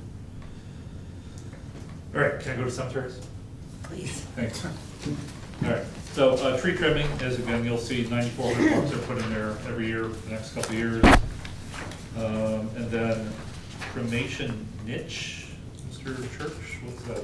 I believe that's for the following year, but, Sure, but I'm just kind of giving them Okay. a preview for the future. yeah, so that's something that was brought up at a park board meeting. Commissioner Blitzman was at that, she's on the cemetery board. And that's just something new that cemeteries are doing. It's a cheaper alternative to purchasing a grave space and burying cremains. It's almost like are you guys familiar with those? Is this like a wall where you? Yeah, you know- yeah, it's like a wall that has your individual spot. You would purchase the little, 4x8 Do we rectangle. have a spot with the flowers? Yeah, yeah, so I mean, it's something we gotta look further into, and we will over the next year, but, it could be a way for us to generate extra revenue, and also, gives people an opportunity to not have to actually pay for a space, instead of just, purchasing like a mini vault, basically. Yeah. Okay. So I'm on to, let's see, equipment. This is a huge part of the CIP. So, just for, the first year, we already talked about all these, but you can see year after year, it's pretty expensive. At the bottom, total, we're seeing 1.2 in this year, 700 next year, 720 the year after that, 600, 652. So it's always pretty expensive. But this is one of the reasons why I think Ms. Hannah and I are comfortable, is this is kind of a one-off year because of the Vector truck purchase. And then it goes down to almost half the price in subsequent years. Ask me now. Commissioner Petrie. I didn't raise my hand. That'd make- I mean, That's okay. Brady. Eventually you'll just start throwing stuff at me, and that'll be Yeah. fine too. So my understanding is the vacuum truck is paid for by the sewer department as it gets used, correct? Correct. That's what you told. So we don't necessarily need to be setting money aside as we do for the fire trucks, in We your already opinion? set money aside for every vehicle in this list. There are equipment rental rates that are calculated between myself and the DPW each year to determine how much money should be set aside for the replacement of every single vehicle in our fleet. And that's where in each department, you see an equipment rental charge. Mhm. That is money going to the motor pool fund to replace all that equipment in the future. And it ends up being like 1.3 million or something like that, correct, per year? Or it's. Yes, each year, yes. This year I bumped it up because Okay. I felt that there needed to be an additional contribution. I've been working with the DPW over the last several years to improve that equipment rental charge because I'm not sure that the city was funding it at a level they should have been in the past. You're doing So such a we're- good job. I we're don't know if anybody working- tells you that, but you're doing Thank such a you. good job. Thank you He so much never for what you tells do. me that. I have But a, we're working to improve that. great. The police vehicles, goodness, they're expensive, chief. I know we switched over to the other, to the Tahoes, but just referring again to Mr. Womack's statement kind of in the beginning of the budget, police department is one of the very expensive ones. I know a lot of that is staffing, and we want the best. We want the best. That's not just the cars, that's in it that costs. Correct. They just, I'm, in my mind, there's a 2020 police cruiser that's on its way out, and I just want to get the most out of them that we can. I don't get a lot of chances to tell the chief directly, those are some expensive vehicles, but, those guys matter. I'm intrigued to continue the discussion about like the flock cameras and also, goodness, I live on West Genesee, and I can't but help but see that if there was a sign that flashed that said you're going 45 miles an hour, that wouldn't help. Madam Mayor, I think that's a fantastic idea. I did read your email. I have started looking at some of that stuff, and Just to reduce, Yeah. the time hours and the wear and tear hours and those kind of things, what kind of like passive gotta make policing? sure the speed is capped so people don't try to break their record speed going through. Josh is out there on his bike, trying to go 25 miles an hour. So, for what it's worth, we had speed cameras in my previous community, and you can set it over a certain amount, it doesn't say your speed. It'll just say warning Just or. slow down. Yeah, yeah, those- Also, to be clear, I'm not advocating for speed citation No, cameras. I just want the Totally sign that understand. flashes, Jeff, just want the sign that flashes that says you're going too fast. Those are also Some really new good. vehicles also have it Thanks for right on your recognition, dashboard. Scott. This road is 25, this road's 40. So you gotta look at that too. Commissioner Petrie. Can I just ask you, the 130, how many police vehicles is that? Just two? Fully That's equipped? fully equipped too. There's a lot of equipment that goes into these vehicles. It's really expensive. Whether it's the cage, the camera system, there's computer software that goes into them. It's costly. And how many, like, Commissioner- operational vehicles, I'm sorry. We'll get back to you. Commissioner Atwood had his hand up. Somebody else has a turn. Yes. Do you know, like, the safety, is the Tahoe's safer than the Explorers? I know. Well, I think generally speaking, they're Bigger. they're higher, they're bigger, they're wider. I would imagine just by some of those features will make it safer. I can't tell you specific crash ratings compared to, I can't tell you that off the top of my head. I can research that Safety for you. first. I agree. I think bigger is better, but That was it for that. Commissioner Brady. I guess my question is how many police patrol vehicles do we have operational at a time, and how often are they replaced? Can you just give us kind of the quick view? sure. version? So every 5 years, they get replaced. And it's usually typically around 90,000 miles in 5 years. But the biggest issue, and I'm sure he can attest to it, it's the engine hours. The idle They're time. running a lot, there's a lot of idle. And we still kind of like what he was saying about getting the most bang for your buck on the return, that they go into these gov deals, and we try to recoup some of that money back. But in some cases it goes to a different department. So, yeah, absolutely. Commissioner Brady. Correct. Can you just kind of help me understand the school liaison officer and how we're recouping some revenue from that, and like, are they getting Yeah. vehicles? So that's all part of the fleet. When I first got here, one of the first things I did was look at the SRO contract with Lapeer Community Schools. I found out that we were only getting like $35,000 a year, or something really low. So I called Mr. Wandry up, and he knew I'd be calling because I've dealt with him at the county level, and he's like, son of a gun. So we now negotiated I wrote up a contract. It's a 60-40 split. So now we take in, what, 180,000 a year on that? It's a significant increase. Compared to the 35 that we were getting when I first got here. On top of that, they pay for all the overtime. So if they want an SRO to come to sporting events, we send them a bill quarterly or monthly, and they pay that as well. So we take the car, the car's on us. We don't nickel and dime it, you know, because we use it during the summer when there isn't school in session. Yeah, or- well, I saw they paid, like, the uniforms was in there, so Yeah, I just yeah. didn't know, like, what. Yeah, so there's little things, so they'll take care of the training, the uniforms. There's a conference that they go to, Seplet Conference, that Lapeer will pay for that too. So, yeah, it's a pretty good deal for us, for sure. Okay, and the high school is the only school that's in the city limits, correct? No. No, which other schools are, oh, I'm sorry, Turtle would be, In Roland Warner. Roland Warner's, okay. So we have 2 SROs.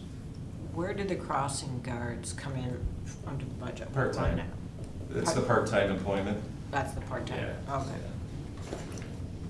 Just curious. Another important piece. Oh, absolutely. And they're great people. They've been doing it for years. They're awesome. Madam Mayor, so Zemmer is not in the city limits because it's just a little bit back Correct. off the road? The sheriff's department has that Okay. as a contract. So it's SRO. Mayfield Township. Yeah. Wow, I never knew that. Okay, I'm on to local streets, page 64.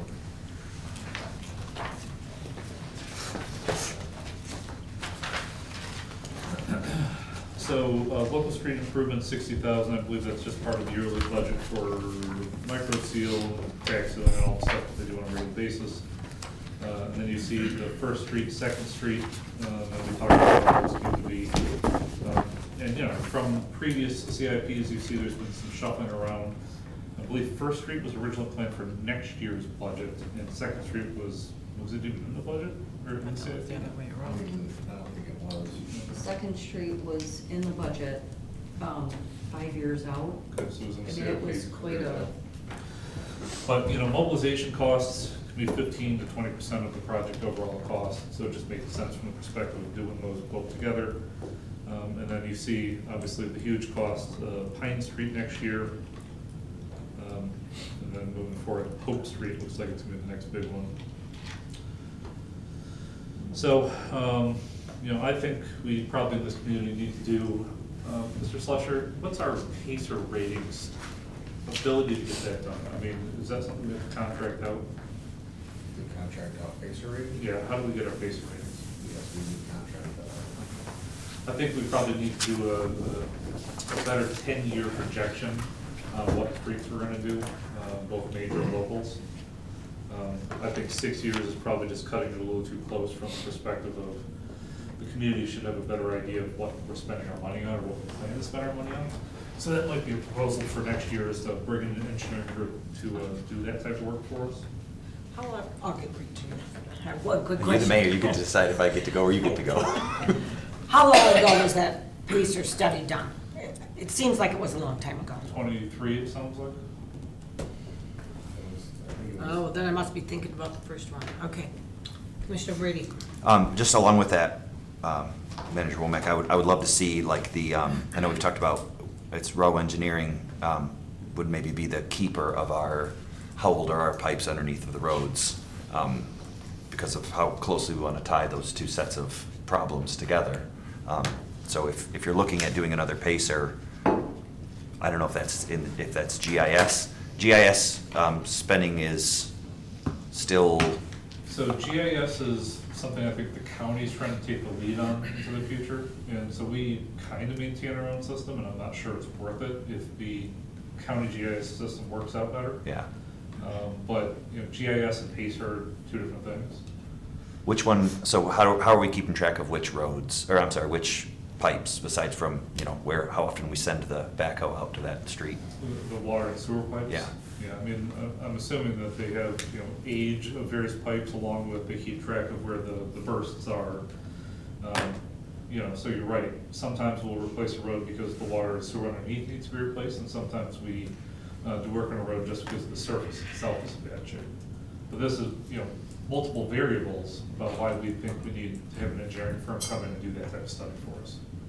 Yeah, I just want to say, I just want to encourage and try to put those two things together as much as we can. Thank you.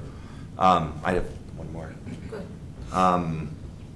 This is, I'm gonna try not to gripe about it, but as we think about First Street, and that is a street that obviously has had a lot of patchwork and repair because it's had the broken streets.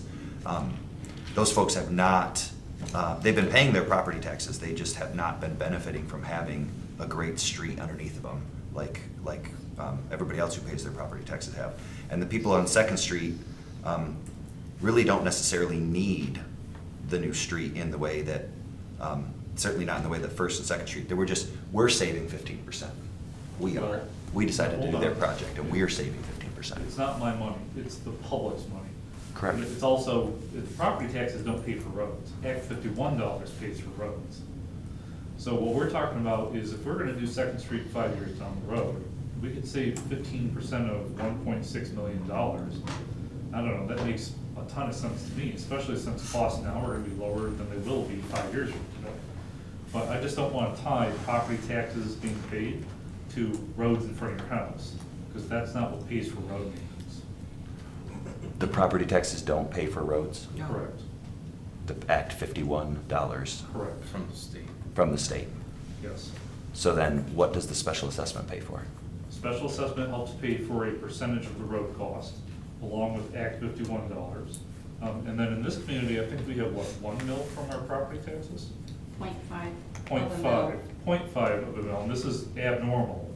0.5 of a mil of the property taxes goes to local streets. Okay, so of our dollar that we get, the 33% that we keep, and then the 33% that we give to somebody else, and our property taxes also going to the state?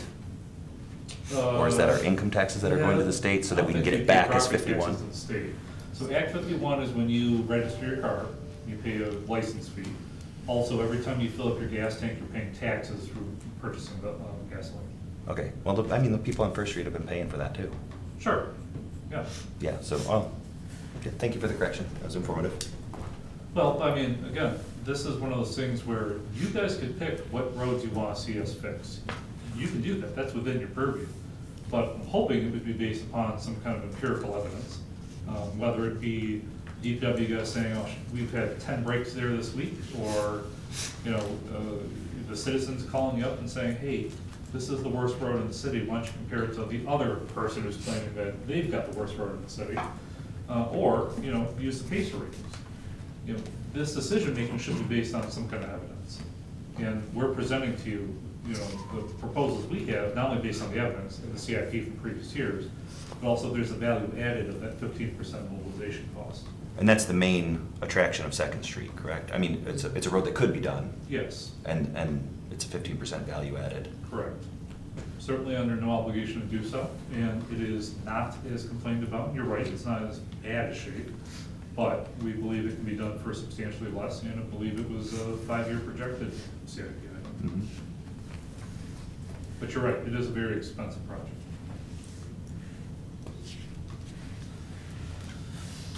Okay, so, major streets, page 78.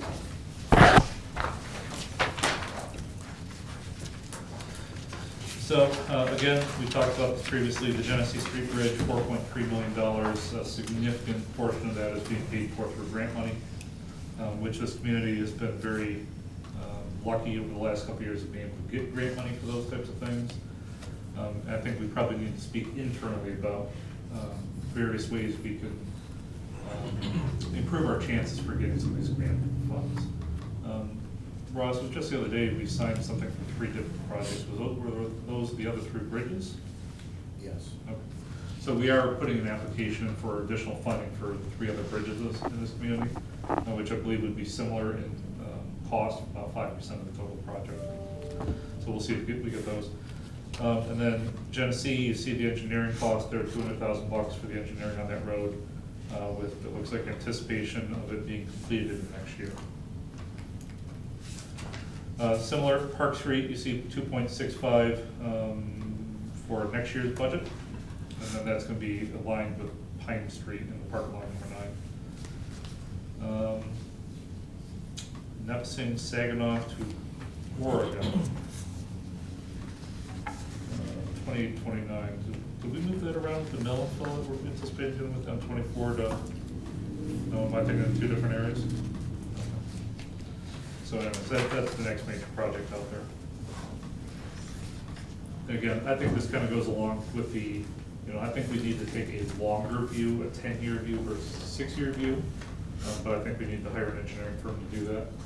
So whether we can maybe find money in this year's budget, or maybe we just plan for that for next year.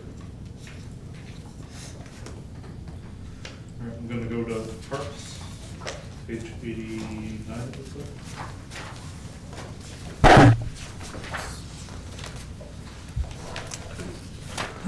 All right, so we're in our last year of reconditioning picnic tables, and Brian, that's paid for by some group, isn't it? TIFA 3. We have the community center pavilion. I'm sorry, can you repeat that? One of the TIFA's funds that, or pays for that portion of the picnic tables, It's and we what? do get money from Mountains. For 3. That's what, year 3 or year 4 of Year that? 4. Yeah.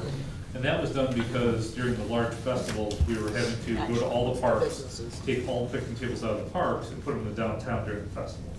This way, with all the new picnic tables that have been purchased, we don't have to do that anymore. Okay. Community Center Pavilion, that's in support of the pickleball courts and also the summer programming.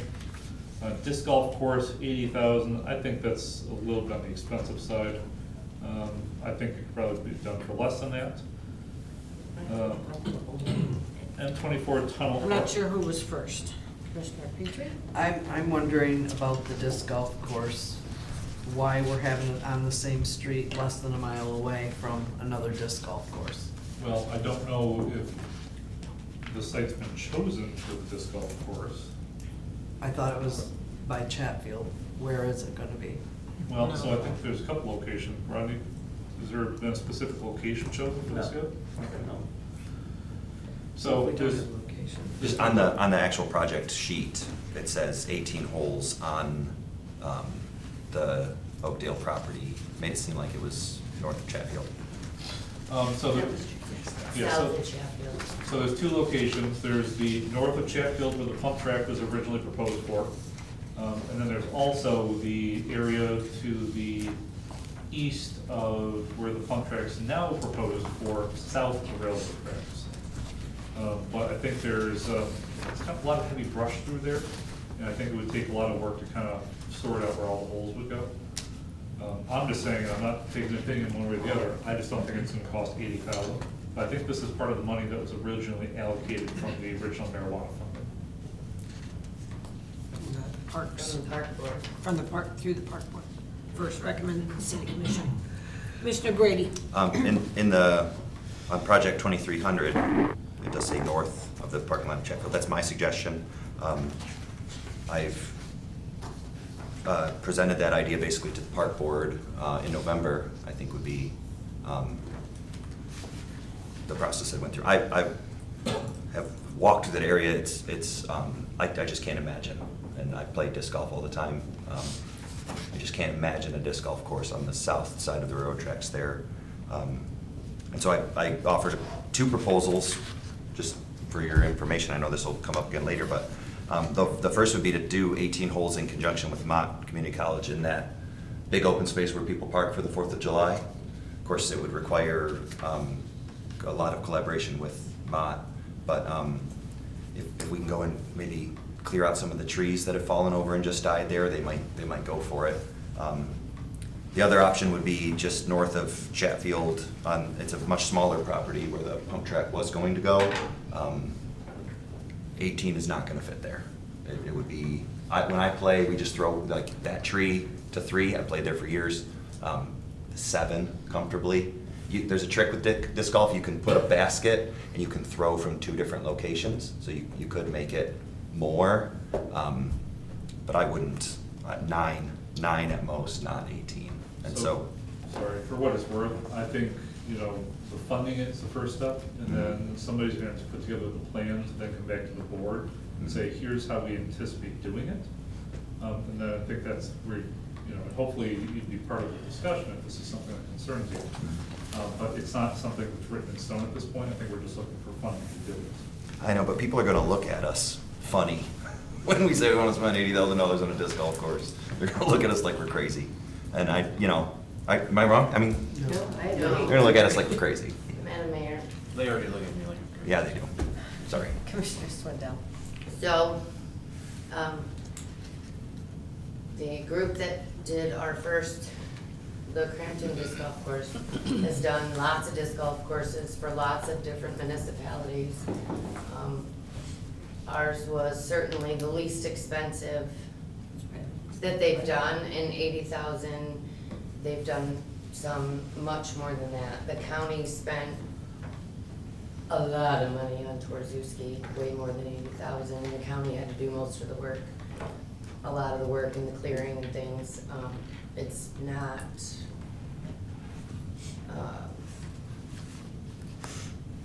we just did the first 11 holes so cheaply with all the volunteer work and the way that the park is open and different things like that. Do you recall how much under budget that was? It was quite a bit. From what Rose said, or from what? Well, what was proposed, yeah. What they bid was what they billed. No, I meant from when we started to talk about it, so before either row, I guess. How much of the marijuana money was set aside for disc golf? 1/3 of it. It was over $100,000. Yeah, I think Yeah. even And at we've this, spent It was a lot. 15,500. I think even at this $80,000 price tag, they're still under the allocated amount from the original marijuana. Correct. So I think there's still money that would be left over that is allocated but would not be spent. Is that? So the first one at Crampton probably cost the difference between 15.5, 15.5. because of all the volunteers and extra work. I knew it was a lot, I What? just didn't remember how much. That'd be like one of the main draws of putting it over on this other property that already gets mowed, to be the same benefit that the park has. Not to mention how easy it is to play and mowed grass versus through like the thickest jungle we have in town. Could be if we could get 18 in there, which is the main purpose of having an 18 hole, is so that we attract it. Madam Mayor, if I could. So, Mr. Church, what would the process look like for choosing the location and kind of how many holes they're gonna do? I think a first step would be getting the group involved, above par disc golf, that designed the Crampton course. Maybe give them a couple options on property and say, hey, can you walk this and give us a proposal on how much it would cost to put 7 or 9 holes in front of North Chatfield, and or if we can work some agreement out with Mott on their property, if we could do 10 on that side and 8 on the other side of Lake Drive. I think that'd be our first step. I'm not a disc golf design person. I think we need to get the experts in here to talk to them about what they think, and they were great to work with. They've got to put something together for us, I'm sure. Commissioner Glisson had her. Thank you, Mayor. This is just my opinion. In my opinion, it's my least favorite thing for the parks. It was done in the cheap, and it looks like it. I've walked through it, and I don't even see it lasting very many years without having to be improved and updated. And if the county just put one in for the residents of the county to go to, and they did a expensive, splendid job on it, I don't see why we should actually have to have another one.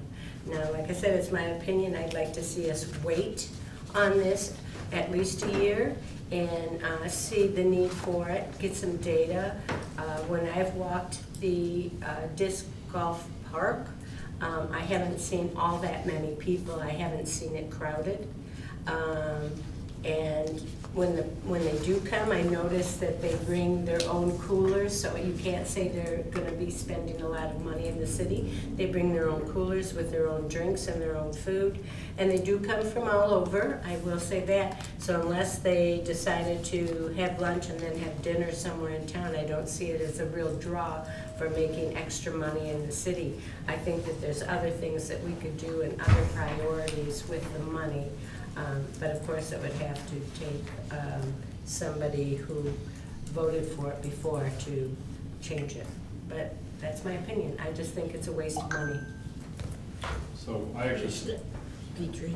I just wondered about Mott and Chatfield and if they feel great about a disc golf being there, because people are going to play during school hours. Do both schools feel that, I mean, did we talk to them about Conversation's it? been set up yet, has it? Well, that's what I'm wondering, if, You would know I just that. Rodney? I've not spoken with Chatfield or Mott. Now, the property north of Chatfield is obviously the city owns that. But there's no discussions with Mott yet about it, or Chatfield. No. Mike? you Sorry, yeah, I wanted was to just gonna talk? say that I actually see a ton of people out there, Ms. Lisbon's point. But this kind of gets my mind going to, you know, every community I've ever been in, it's like, well, we need a skate park for the kids, because the skate park is where the kids will go and not get in trouble, right? Skate parks are very expensive, and frankly, I think they're very dangerous. I see a ton of kids throwing disc golf. It's good exercise, it's mountain nature, it's not very dangerous. And I think there's an app that people have used for this specific course, which of course they're not all using. But that would be at least a good starting point for you to see how many people are just using the first disc golf course. And I think from a perspective of how many people are going to use it, for how long they're going to use it, you know, I'm thinking it's more like 50,000, but 50 to 80,000, I think it's a worthwhile investment. You may not use it, but I think the younger crowd, younger than me, they're going to use it. Watch it. Hey, you know what? Anytime you don't go out there with Mr. Brady and I, we'll throw some discs around. I'm a good disc thrower. But I think at the very least, I think Mr. Church's point is well taken, that, you know, these people, if they're interested in it, they can walk the site, they can tell us how many holes might fit on various locations. Then we bring it back to you guys and say, here's our estimated cost, here's the number of holes, here's where it's gonna go, do we have your approval?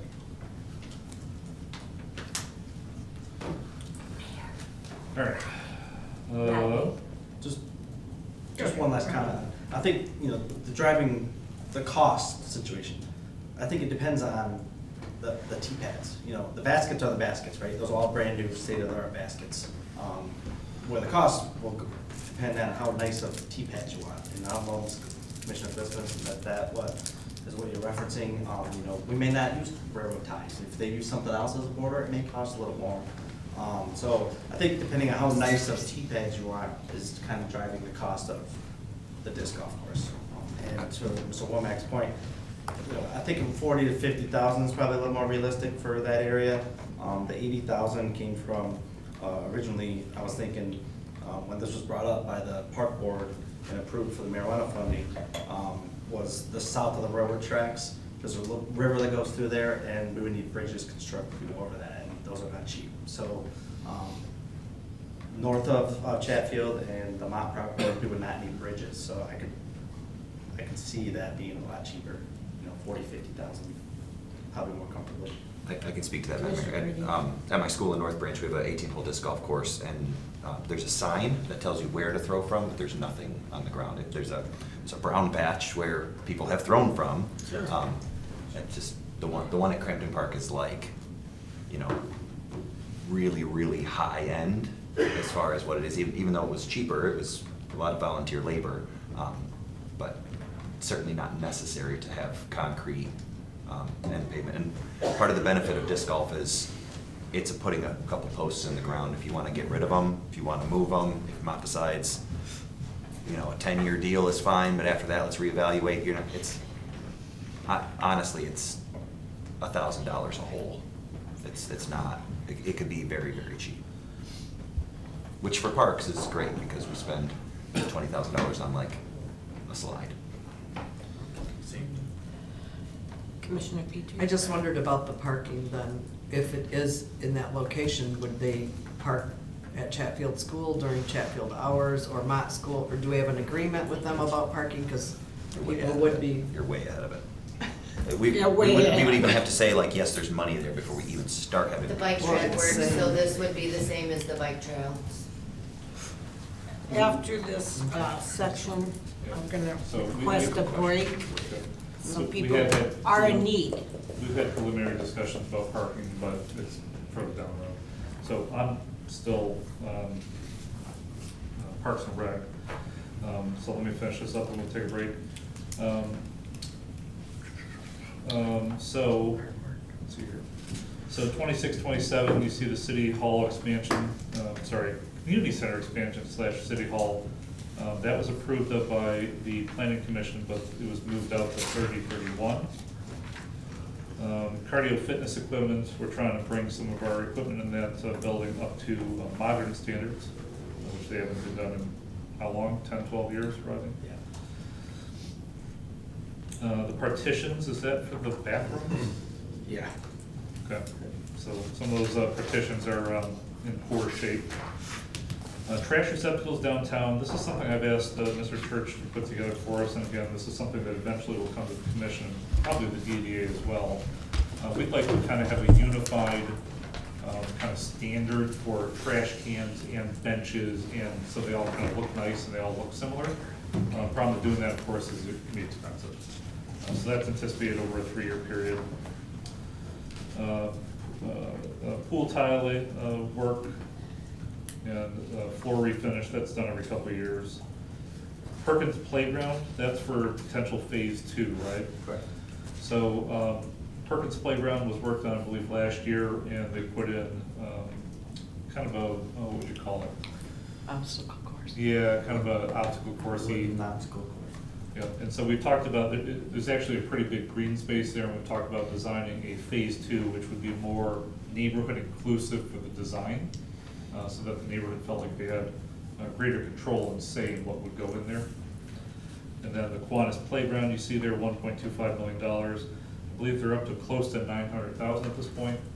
And the discussions that Ms. Hannon and I have had is for safety and money control, that would be run through the city's budgetary process and our money control system. And it's going to be placed on city land as well, so. Commissioner Brady, thank you for being patient. Oh, you're welcome. I guess, are we trying to get through this so that we can take a break, or are we returning to the parks? I got a lot to say about the parks. That's, I guess, the mayor's call. I think we should take a break. Okay, you got down like to the next 2 or 3 years out, and I got things here in the 25, 26, so. Okay. That's fine, let's take a short break. You want to set a minute? 6:15 by that clock.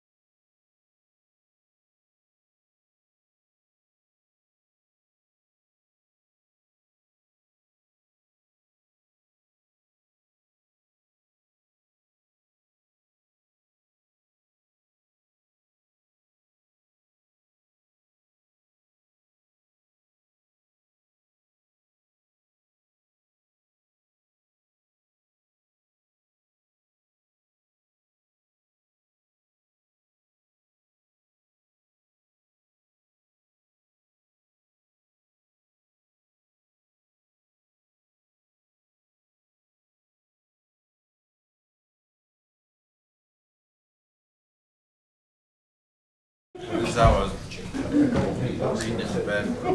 Mike?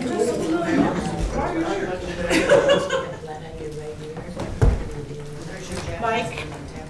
Oh, yeah. Because it's very Yes, because the Or mayor and give me I. a booster seat, one of the we can't two. make eye contact. Lay it on the ground. Thank you.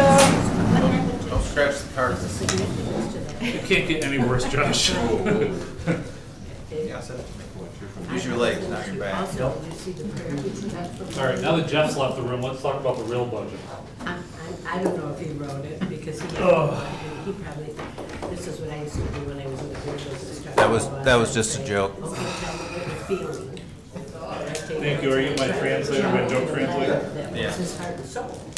So I think that that's what he does. Josh just adds and said, this is what I want done. And the prayer is beautiful. It's amazing. I'm so glad he got done. Dad joke. My blood is red, white, and blue. So. Oh, cool. I forget her name. The one who dressed up, the one who was famous for dressing up as a school. But if you go on my Facebook today, you'll see a bunch Second week of of May. revolutionary Second week stuff. of May. May 19th. And this is the day that we. What has to be adopted in May Okay. for the city charter. I'm gonna call the meeting back to order. Thank you. Thank you. So I just got done through 26-27 of the park CIP, and Mr. Brady seemed to indicate he had some thoughts.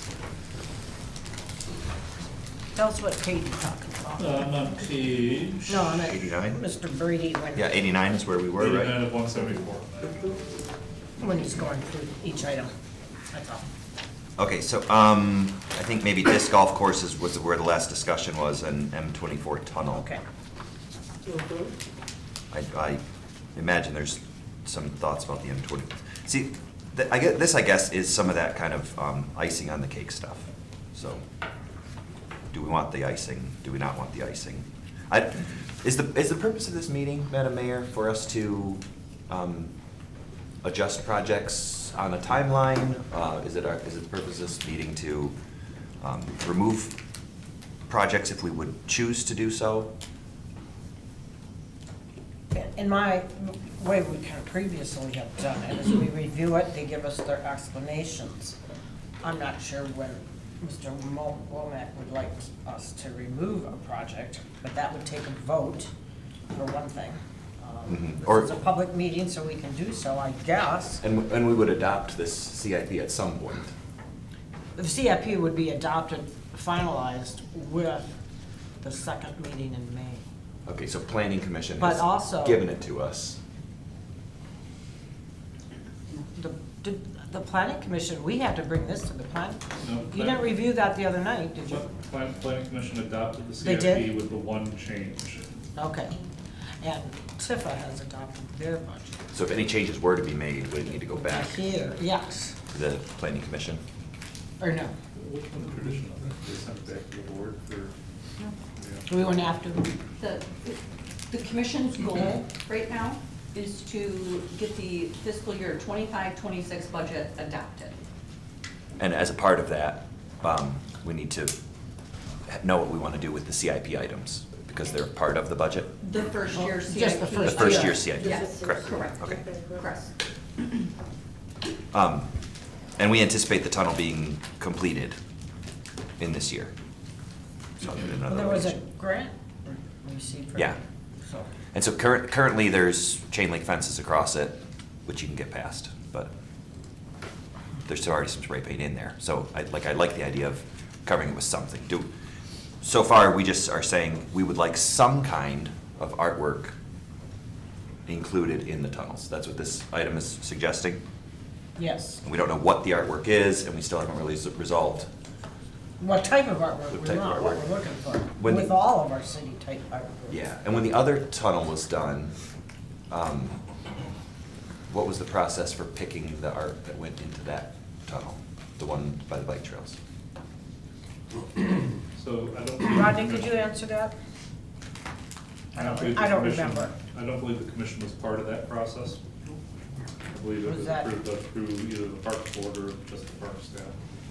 I don't- Okay, Would so be park on board only Parks meets Board in either. November, but, I don't- Can I speak? Yes, Okay. please. So that project was, for whatever reason, our park staff handled that, and took care of it. Maybe due to, because it was under the $20,000 threshold. I can't really answer you why that was done like that. Yeah, I can't This would remember. just be to approve the funding for that, and then we would come back to you guys with ideas.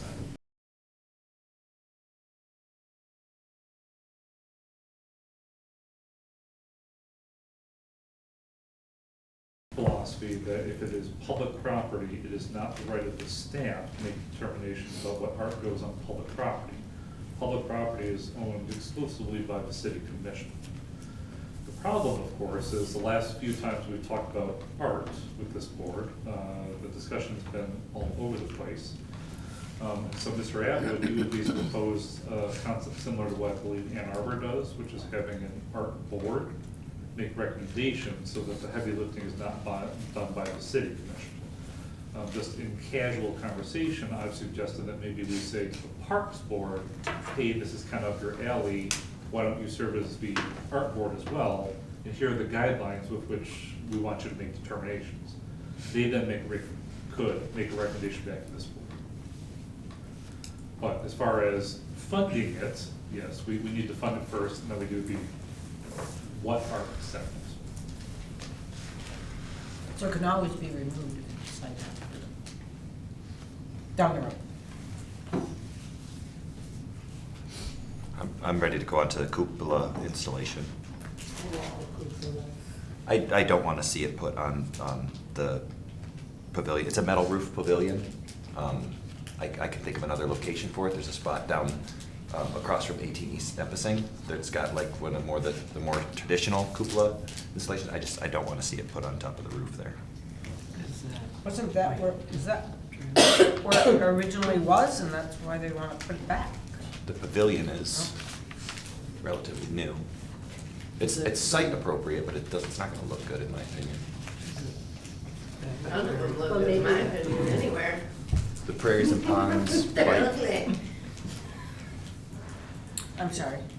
Is it the Prairies and Ponds Pavilion, is that what you're? it's the bike pavilion. It's the one where there's like a changing station, right where you kind of pull in behind Chatfield, behind Mott. Where the tunnel is, where the bathrooms are.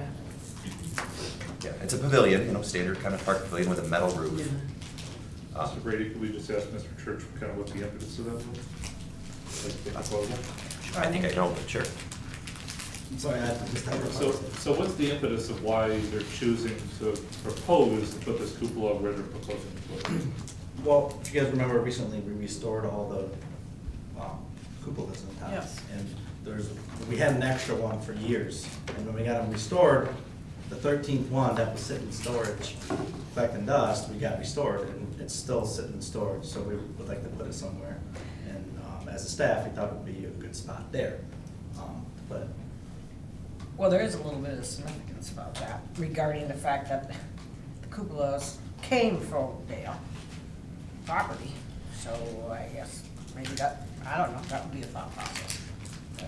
Yeah, I'm okay. I don't know if $10,000 is needed to put it somewhere. That seems like maybe a more expensive place to put it than, for example, at the end of downtown, across from 18 East Nipissing by the Dog park?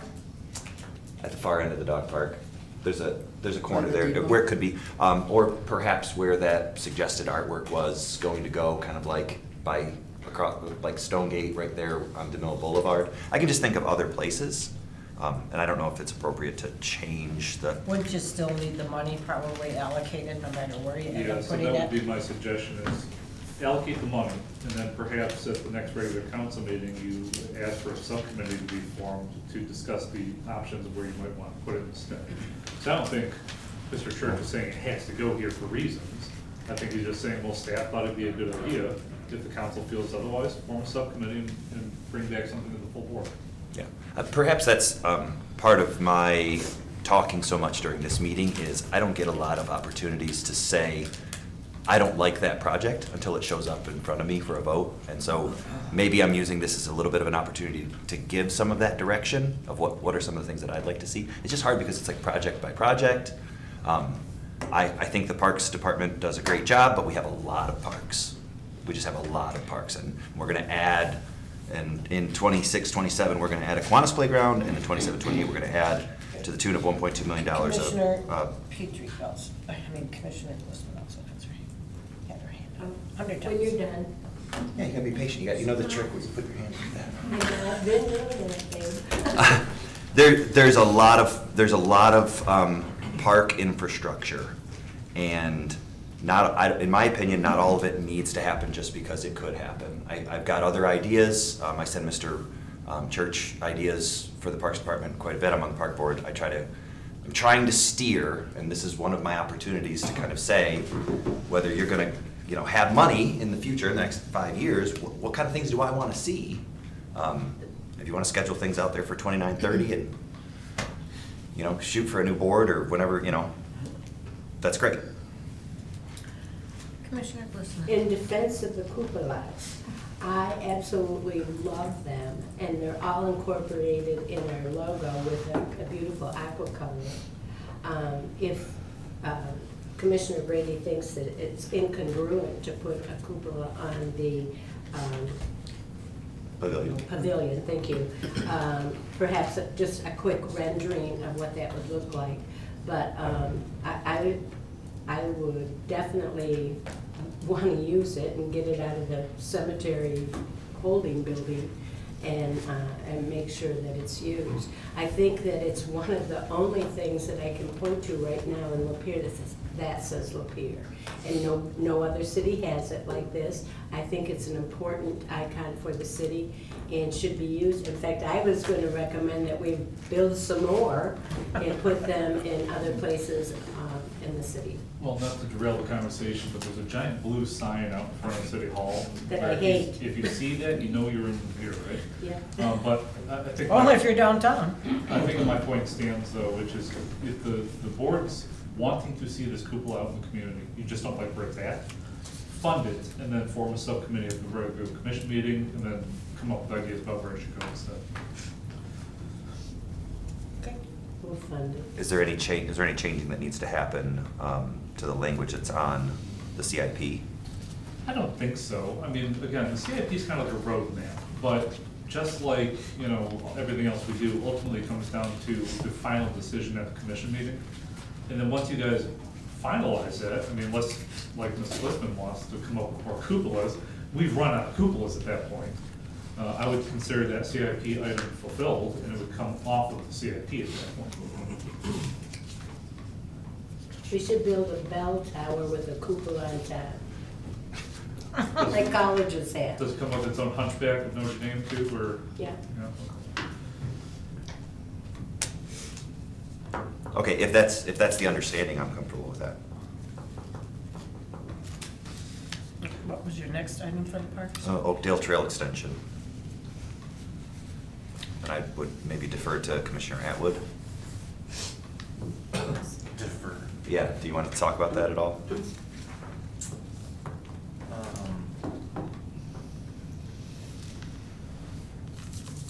May I? Yes.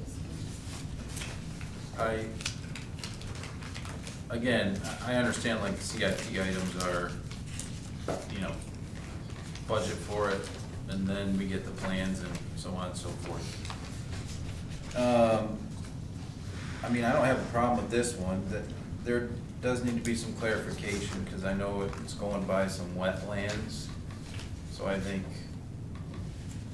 I don't know if that's gonna be a possible issue, in the future. I don't know if Rodney has an answer for the wetland area. I don't know if, I'm not gonna say the organization that might have to get involved with it, but. Ronnie, do you want to comment on it, please? So this trail extension that is in the process, I'm not familiar with it going by a wetland. This would be the southernmost section, kind of looping at the south end of the solar farm, heading towards the highway. So I don't think that would be an issue, with the Well, wetlands. I was back there last night and followed the proposed, well, it's currently mowed, and it does get a little wet as the land kind of slants from the solar panels down, and then there's like a little hill on the other side, and it just creates a little bit. I don't know if it's a big issue if you just put, again, this is thinking farther down the road when it's actually happening, but fill and culvers in there, but I would just hope that like 40 is enough to do that. They say it's about 50 grand a mile, right? Yeah. I was at the meeting, and I don't remember if they talked about the low spot there. I mean, I love the project. I mean, it's you know, to extend the trail and stuff. So I mean, I personally don't have a problem with that. This is my only concern is the wet. Okay. Maybe that would be taken care of in the planning. Commissioner Brady. This is me again, maybe expressing my hopes and dreams for the future and trying to steer. So it feels, this feels a little bit of like a cart before the horse kind of project. They've already got a trail builder. We've got our trail builder who we've been working with closely, and he's already even to the point of like reserving time to do this project, which to me feels like a kind of a sticky situation to be in, because you know, I don't want to say no to a project with this person that we've worked with that's done all this, you know, that's installed this great stuff for us. But it's this is also a part of like a larger presented plan that it feels like it's being told to me that that's what we're going to do. And in the position that I'm in, that's not the position that I'm in. I don't want to be told, hey, this is how we're going to use the area around your solar panels that the city owns. You're going to do these projects. That's what it feels like to me. So this is like an extenuation of the trails that we already have, and then the idea would be to go down across to this neighborhood. See, these ladies weren't even at the meeting, which they could have gone to, probably, but What, the Oakdale Trail? yeah. We're not, we can't, as it is, you already have a quorum there. So it's a little tricky because they can't necessarily get this information from anywhere else. But you can see over my shoulder right now, and it would go up here behind Stonegate and then to there. So this is kind of like being proposed, and here we are, like now at this point, being asked, hey, can you pay for that? Well, it is city property, isn't it? It is city property. So we need to have a say in it. Absolutely, but I feel like we're almost getting kind of pinched to the front end. Mr. Brady, could I just jump in for Yeah. a second? So I've expressed similar concerns. I've asked about the history of how these trail extensions have occurred, and what I was basically told is two people went into a room, they shook their hands, and that was done. I don't play that game. You know, I was semi-joking earlier about one of the reasons I believe in bringing projects back to the commission for approval is, you know, vendor one could be my brother, vendor two could be my sister, and then it could be a third party. It's not unheard of for your brother-in-law to be a trail extender, which you are then the only sole bidder and contractor. I think, you know, for the future, we need to do a better job of, if it's the city's money and it's on city property, we should be following city policies. Mhm. Now, if that person is still the best bet and the best price, then maybe we go with them after commission approval. And it's also like, what do we want to have happen? It's a balance between people bringing us ideas and us soliciting ideas. And I don't feel like, I don't know how many people here like asked for a trail extension, or if this was one that was just kind of put in front of us. This particular Tifa, one, right? I'm sorry? Isn't this 40 grand from Tifa? Tifa approved this 40 grand Yeah, for Tifa this doesn't trail get to extension? tell us though what we're gonna do, whether we're gonna build a project or not. They just provide the money. I mean, it's great, Tifa can give us the money, but like, so Tifa just decides they're gonna give us money to do this thing and we don't wanna do it? Then what happens? We say no. Well, to be fair, it was also asked By who? them. By who to Tifa? I can't answer that question. So No. just one minor point, Can I say that?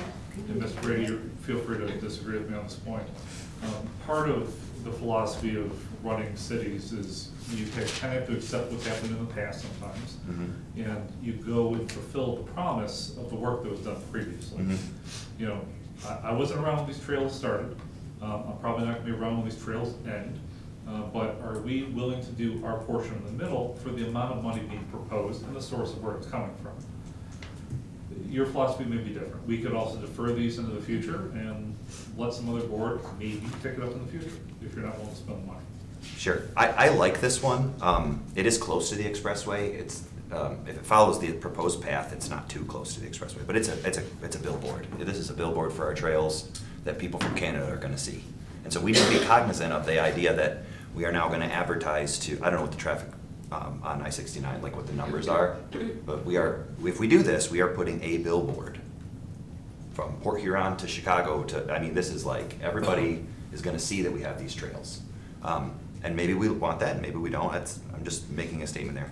And when I look through in the city's non-motorized master plan, there are inklings of trails like this, but nothing exactly like this. When I look at the master plan, When was that last updated? s- That non-motorized master plan? this one, printed really small, it's pretty old. Yep. But that's the closest to anything is the non-motorized plan. It would maybe connect this down underneath of like the I-69 underpass. So this is the closest that we get. When I look in the master plan, this is not, The parks, they're the regular one. sorry? The parks master plan? The Parks Master Plan, yeah. I'm gonna keep saying it until I see motion happen on it, is, we need to get back to our master plan, we need to make sure our master plan is what we want it to be, we need to have that 10-year guidance, 5-year guidance at least from a master plan. Otherwise, people are gonna come up with projects, and Lapeer is just the way it is. There's 40,000 people who use the city, and there's 9,000 people who actually live here. And so we can let them tell us what we're gonna do, or we can come up with a master plan that says what we're gonna do.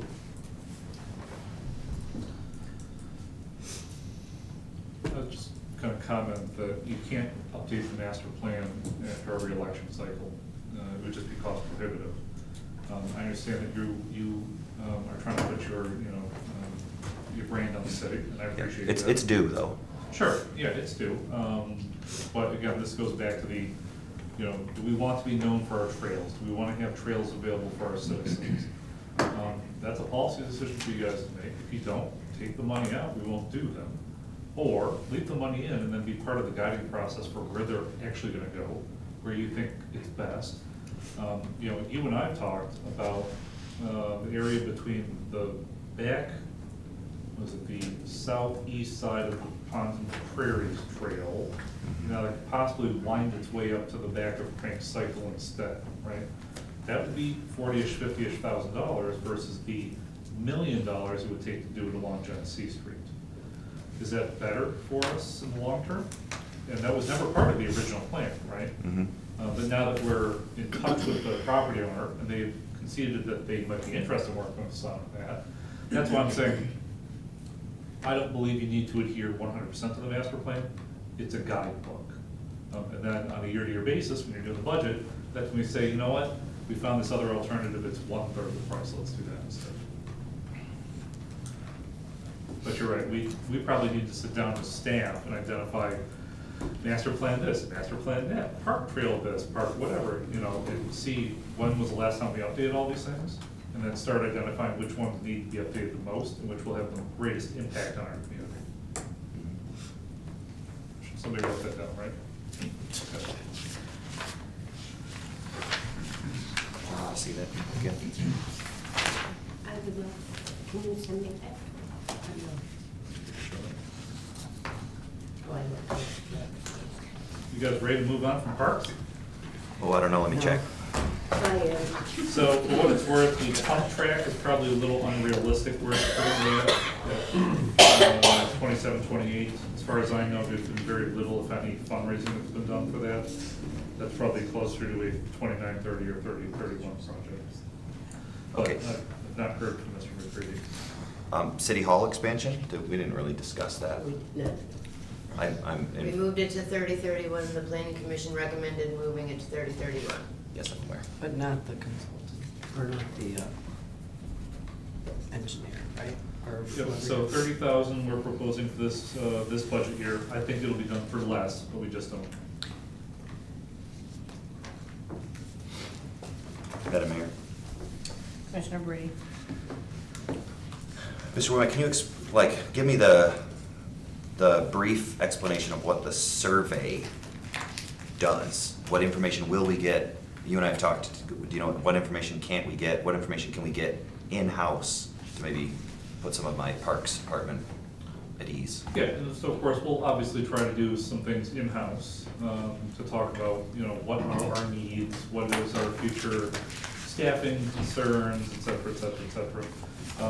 You know, in Cedar, we didn't hire an engineering firm to develop possible sites, we just did that in committee meetings. Because of course, who's gonna know the community better than the locals, right?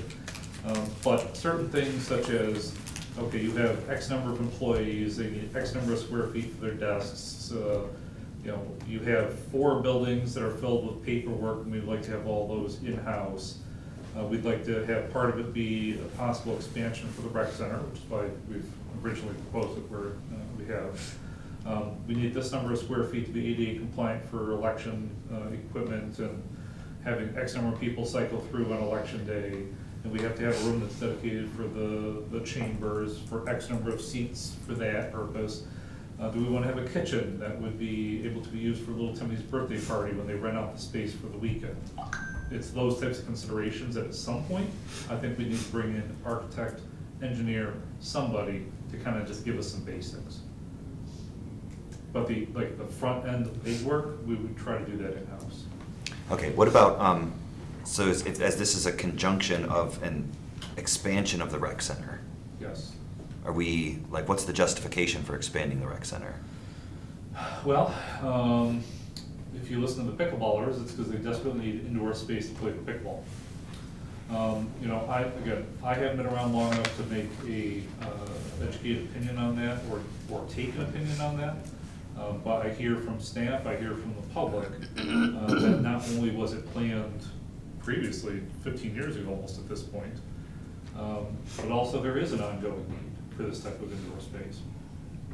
The center building, which has currently been used for swap meets and all sorts, I don't know if they're gonna be viable deep into the future.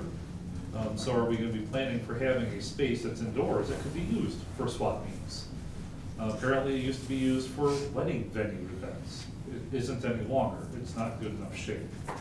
I also, from what I understand, there's just not a lot of big spaces available for wedding receptions, Little Timmy's birthday party, that type of thing. So it's a very multi-use space, which would take the form of kind of like a gymnasium. So it could be used for rec center purposes 360 days a year, elections some days, and other purposes other days.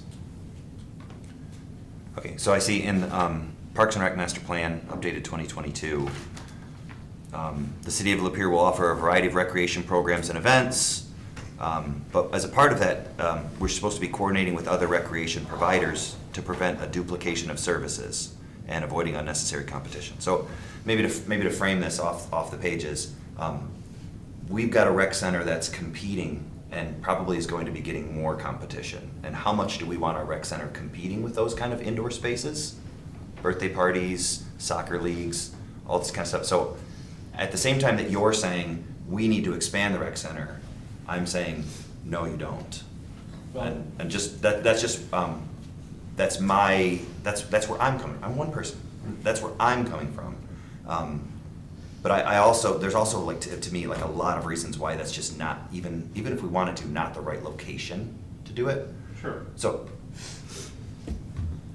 what is, is the study gonna just justify what you're trying to do? I could pay somebody to get justification for what I want. But can we also pay somebody to get justification for why we shouldn't do that? Is that gonna be included or no? So let's be fair, I'm not the one saying we need to expand X, okay? The reason that's being proposed for a study, and I'm a straightforward guy. Yeah. There's no hiding, there's no politics here, is because we need somebody to come in, identify how much space we need, talk to the staff, talk to the elected officials, to find out, is this justified? And if so, what's the best bang for the buck? Where's the best location, and other things like that. Okay. It's also entirely possible, we budget the money, we sit down with everybody and we say, you know what, just from the in-house investigation, we don't think it's justified. Can I ask a question? Who is saying that we need one? Not to make light of it, but people are telling me, right? I hear this from the staff, I hear it from various members of the public. You got the pickleballers, you've got kids saying, well, I wish I had a place to hang out, play basketball after, or whatever. So I can't identify a specific person, and frankly, I wouldn't do this on the advice of one person. But this is just what I've heard from various members. Now, again, you guys are policy setters. If you disagree and you don't think, then it won't happen. But I'm bringing you good ideas, what I've heard the public wants. Commissioner Petrie. I'm just gonna say, I knocked a lot of doors when I ran a year and a half ago, a lot of doors. Not one person said, Dan, if we could have a new city hall. Not one. Not one said, could we extend the rec center? Not one. And so I feel that this, to me, is not something that the community wants. I've not heard it from one person. Now, I can see why the staff would want something different, I understand. But I think that this is not realistic. I think that 30,000 right now is, my thoughts were exactly what Stefan's were. You can justify anything with a survey for what you want. And I just think right now that is money not well spent, especially since they pushed it down to 30-31. We're having this new event, or whatever they're gonna call it, a rec. Smith Arenas. Right, they're gonna call it that. That is going to provide a lot for the community, and it will be competing with the rec center. I'm concerned about that. I don't want it to be something that's, takes away from our rec center. But, I think we need to see how that goes before we spend 30,000 on something that, like I said, I knocked a lot of doors and not one person said, get in on that. It was roads and can you get rid of the marijuana smell? So that's my, I just think it's a lot of money. 9 million's a tremendous amount of money. 30,000 right now, I don't think we need to spend it on that. So I'm not asking you to authorize 9 million, obviously, just Right. like Well- hold on. Just like 18 Epstein Street, we're gonna be looking for grants. This is not something that we'd be asking for a bond or anything from the public. I'm a fiscal conservative, we would need to find the money somewhere else, right? But, I bet you when you were knocking on doors, nobody once said, you know what we really need? We need a vacuum truck. I bet you nobody said that to you. Now, your professional staff is saying that we've outgrown the building, we could be better ADA compliant, we can create a positive atmosphere for the entire community, a value-added type of proposition, because we already have the land, we already got the parking lot. So, look, again, you guys are the policy setters, if you disagree with that, that's entirely your prerogative, but the staff have brought it to you because they've heard from the public, and they think it's a good idea. Commissioner Brady. Can I make a motion, Mayor, to remove that? Is that appropriate? So I don't know I what's don't, in, Ramona's shaking her head no. How about we get the appropriate action to take that off this year? so what's been done in the past, from what I understand, is at a subsequent follow-up meeting, we take any items that were controversial or somebody indicated they wanted to vote on it, and we bring that to you kind of, boo, boo, boo, boo, boo, so we don't drag out meetings forever and ever. So that would be me. Yes, that would be a no answer. That you can't at this time, I Thank guess. you. Is it acceptable to take that course of action? If that's the wish, you can bring forth a motion, make sure that you work with Ramona and Mike. I feel like I'm back where I started Get just a on the minute ago. agenda. But it's a different motion now. I don't know what the You motion would is have that I want to make. Not tonight, Yes. but in the future, at a future meeting. So after this meeting, But these are just projections, you're not spending this money at this time. I don't ever You're- want to spend it. I'm sorry to interrupt. I'm not gonna, I haven't really stuck my foot down real hard, but this doesn't make any sense to me. Somebody, 3 years from now, the commission can do it. So I kind of asked to move the 9 million from 26, 27 to 30, 31. So we could get the study done, to see if it's even, if you could even do it. But also, it's kind of twofold to see what the community felt about what we came up with. The other thing is, So that would give it time to, you're picking on the rec center and I will fight you. That's just a joke. Basically because I grew up playing rec sports because I was homeschooled and there was nothing available. So Smith, and if you've ever been to a homeschool sporting event nowadays, it's massive. It is blown up. I mean, I feel bad for the schools. I'm like, they're missing out on all this talent. But they didn't have that when I was a kid. So the one thing you gotta consider with the rec center is, the trails, tennis, disc golf, everything the rec offers, the parks and rec, is quality of life. And if you've ever played the game Sims, that is very, very important to people finding identity, creating social groups where they can meet up and connect. It's kind of a third place, where you can go and make friends. Some people use it as stress relief. So quality and quality of life is just as important to me as infrastructure and roads. And it's one thing that you have to consider when you're looking at the CIP and the rec center. So is quality of life. And by the way, we still have cities nowadays that are still building a multi-million-dollar, I believe Kentwood has just broke ground in their rec center facility. So I understand that it cost us, but quality of life is also very important in this cement pavement world that we live in. That we need green space, that we need that community outside of our car, if that makes sense. I'm just joking about fighting you, but I was just saying that I don't disagree with you. the character I am today is actually because of the environment I grew up in, playing rec sports. It added a lot to my character, and I just feel for kids that don't, have that. It brings me joy when I see kids out disc golfing, when I see them playing basketball, sometimes yelling at each other. When you see them out on the pump track, or not the pump track, but the bike trails. So just keep that in mind. That's all I'm saying. I also think that we should be focusing more on the 25, 26. I realize that some of these items go out, like for study. I mean, next year will be 9 mil, and we just talked about moving that out. But we're never gonna get through this tonight. My goal is to be out of here by 7:30, which I doubt if that's gonna happen. I hope we're out of here by 8. Commissioner Brady. The only way I'm gonna get behind the study is if it includes,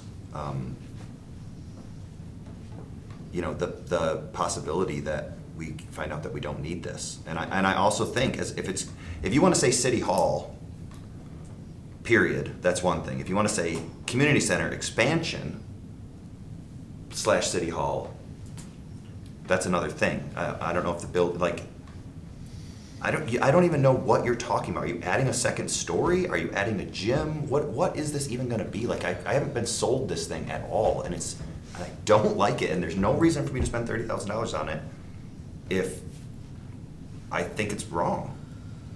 Well, this goes back to the trusting your staff. The staff have brought you an idea of what they think they need. And, staff needs to be shown that there's at least a possibility of this occurring, because there's no point in us spinning our wheels forever and ever. That's exactly what I'm trying to do. I'm trying to keep you from spending any time or money thinking about this thing if it's not gonna happen. I'm one person, that's fine. There's 5 of us. I don't, can we get some intent of the commission on what we want or not? Or do I have to follow through like with a motion sometime later on? So, again, Ms. Petrie indicated that she just didn't like the location. Well, no, I don't see the need for any of it. So, and the location would be just a factor that it would not be conducive to all that traffic right there. So I don't understand, can't justify that kind of spending, and I don't know that our residents would be like, yeah, that's how we want to spend our tax dollars. If I could continue my thought. So Ms. Petrie has previously indicated that she didn't like the location. Mr. Brady's indicating he's not quite sure what's being proposed. Again, if this is a hard no, then we just kill it now and we're done. But, staff have proposed, we need more space. We've got way too many people in a tiny little building. We own a pole barn, which is not secure, it's not weatherproof, and we keep important documents there. We own a building by the Amtrak station, which is currently vacant. There's all sorts of things that need to be looked at from the perspective of right-sizing the city buildings while doing something good for the community. That's really what we're talking about here. Again, I get that maybe there's some things that need to be worked out, but that's never gonna happen in this room. That's gonna happen as part of subcommittees, ongoing conversations, and potentially at some later date, the commission would approve a study with some group that would give us these types of answers from the professional opinions. But from the perspective of what the mayor said, yeah, we're not talking about the distant future, really, as part of today's conversation. I think what we're gonna need to do is, as part of the budget discussion, because really we're talking about 25, 26, is we're just gonna have to have some straight up yes and no votes on some of these things, because this is not gonna solve the situation. And then we just stick that as part of the budget for next year. And that'll give us an answer about whether we wanna do this in the future or not. So, Ms. Sanchez, would you note that that's a question that needs a yes and no vote in the near future? Mr. Brady, were there other things? I'm satisfied with the 25, 26. Okay, the rest of it? Okay, accepting the 30,000 for the study that you want to have a yes and no vote. Commissioner Petrie, you had a question? I just wondered, did we ever, or are we going to finish the pavilion downtown, the farmers pavilion? We were gonna do some things to that to improve it and get it ready, and as far as I know, we didn't, but are we, or? It's in the current budget. It's not part of this discussion, but yes. Okay, I just wanted, I didn't see it, so I wanted to make sure. Spring is almost here. All right, I believe public safety is next, page 118.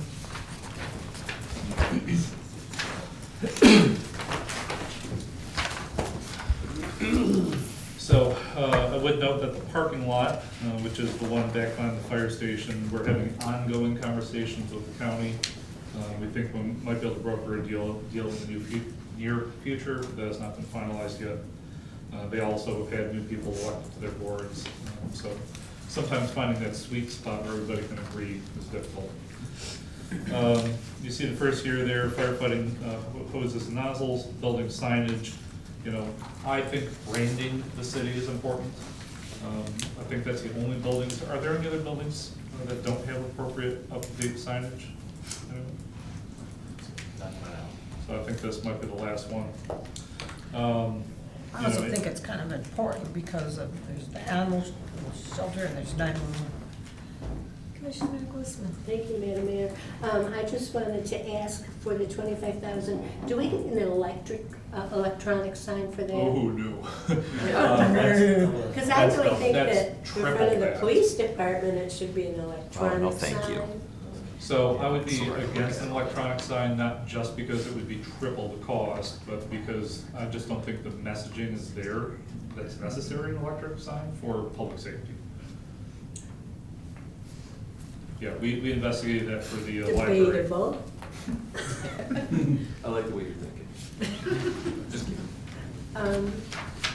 For example, when I'm in some other cities, and we might have this problem too, it says, look out for deer, don't veer for deer, or maybe you're just gonna have on that day you know, not only you're welcome, but it might have the temperature or whatever, or a message about this weekend fireworks. You know, just something that the police department would want to put out for safety. I don't know, he's the chief, he might have some really good ideas. Yeah, that'd be great in front of a new city hall. Yeah, yeah. $9 million made me faint. So I don't know, what do you think, Chief Howe? Well, yeah, Go ahead. honestly, this isn't my project, this is Chief Boat's project. Oh, well, shame on him. Okay. So I'll divert all of that to him. Chief Vogt, do you want to speak your thoughts on that? Sure. The electronic sign was posed. Me personally, as one half of the public safety building, I could not justify it on the fire side. We do not have enough messaging on the fire side to where I feel would actually make a direct impact. The signage that is proposed is a new monument sign that does match the rest of the city buildings, something similar to what's at the wastewater treatment plant. Also, the signage does enhance some of the way signs on how to get into the building. Quite frequently, we have people go to every door besides the correct door. They try to go to either the fire staff door, they try to go to the police staff door, because our current signage above the public entrance matches the brick face color. So if you're not really paying attention, you just peek up and it's all the same color. So that's a sign project. Madam Mayor. Commissioner Brady. So does this include the road sign along with building signage? Correct. Okay, and is it just the front door signage, or is there more? Yes, it's the front door signage. It would be signage above the fire station bay doors too, to clearly say, hey, this is the fire rescue side, this is the police side. And then the most expensive part of the project is that roadside monument, what they call a monument sign. Well, given that it's covering more than one item, I don't think that's a whole lot to, not all, it's a whole lot. It's not just a sign outside in the law. So, one thing I would point out is the heavy rescue vehicle 2627, 1.18 million, is that the one we've already ordered? That is the one that has been already paid for. But it gives me the opportunity to say, Ms. Hannah and the fire department have come up with a funding plan for future purchases, which I love. Because I don't like the idea of coming up with $1.1 million just for, out of our pockets. So we're kind of pre-funding that as years go on. Madam Mayor. Commissioner Brady? So, police vehicles are covered through a rental agreement. Motor pool. Motor pool rental reimbursement, but Yes. the fire vehicles are not. I assume. They were not, and I don't know why. The city, for the past, I don't know, 20, 50, however many years, whenever a fire truck needed to be replaced, the city would come up with the cash to fund those vehicles.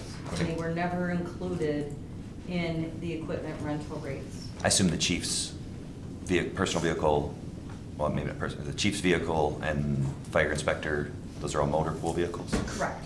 Okay. This may be more for the budget. What I'm noticing is that, like, when the guys go on fire runs outside of the city, which is about half the time, we're getting reimbursed about $500,000 a year for those fire runs. But we're paying $700,000 or $800,000 for the guys, $1.2 million for the truck, another $1.2 million for the truck. It just seems a little imbalanced to me. Maybe that's not a CIP issue, but I just don't want to miss that when we get to the budget. Like, what is the agreement that we have with these townships?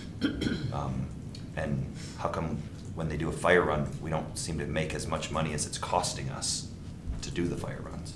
So those contracts were predating myself as well as Chief Vogt. So we were not involved in the negotiation of those contracts. Mr. Vogt and I we've discussed that when those contracts come up, that we need to make sure that the rates that they are charged recover the equipment as well as the time the city spends. And do you know when those are? You're doing such a good job. Did I tell you that already? I like her. So we can go home? Yeah, sorry. Do you know when those contracts are coming up? Perhaps before midnight. Yes, they're staggered. You have one coming up in about a year and a half. One that is out to 27, 28, the other one's out to 28, 29. And also, we run predominantly in the city, it's not the townships.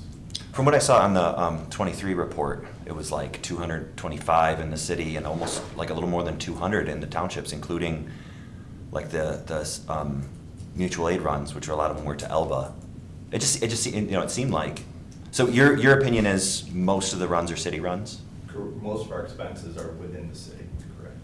Okay. Factor in just calls for service, our public service events, our community outreach, our fire inspection. We're predominantly city-based fire. Okay, but like fire runs, is that spread out or is that?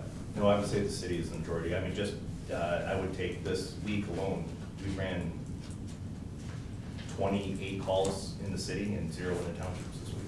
Okay, that was helpful, thank you.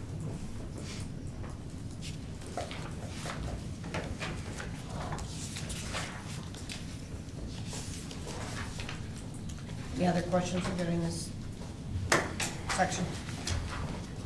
I was moving on to sidewalks, page 135.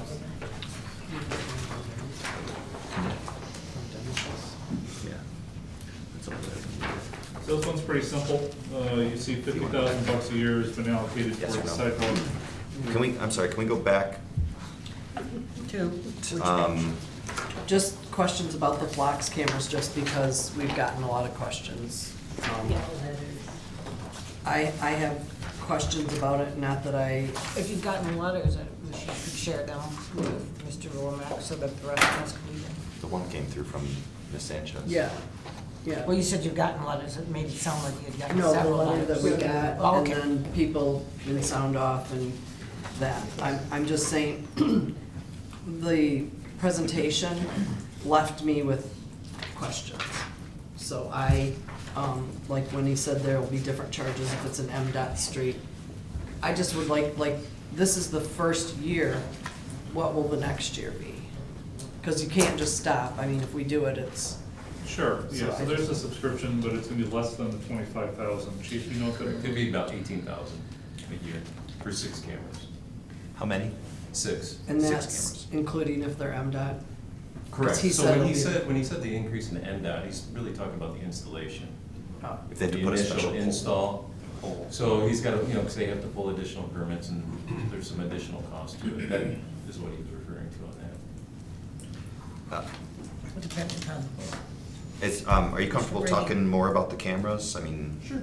when you say 6 is new to me. I don't know, like where are they? Well, I wouldn't really want to put too much out publicly where they're going to be. They're going to Just, be, I mean, just generally, you know, like, because people think high they're traffic pointing area. into their bedroom, is what I'm reading out there. They're like, high traffic areas. I would like to get some down by the commercial districts where, the mill, where majority of our shoplifting calls and stuff like that take place.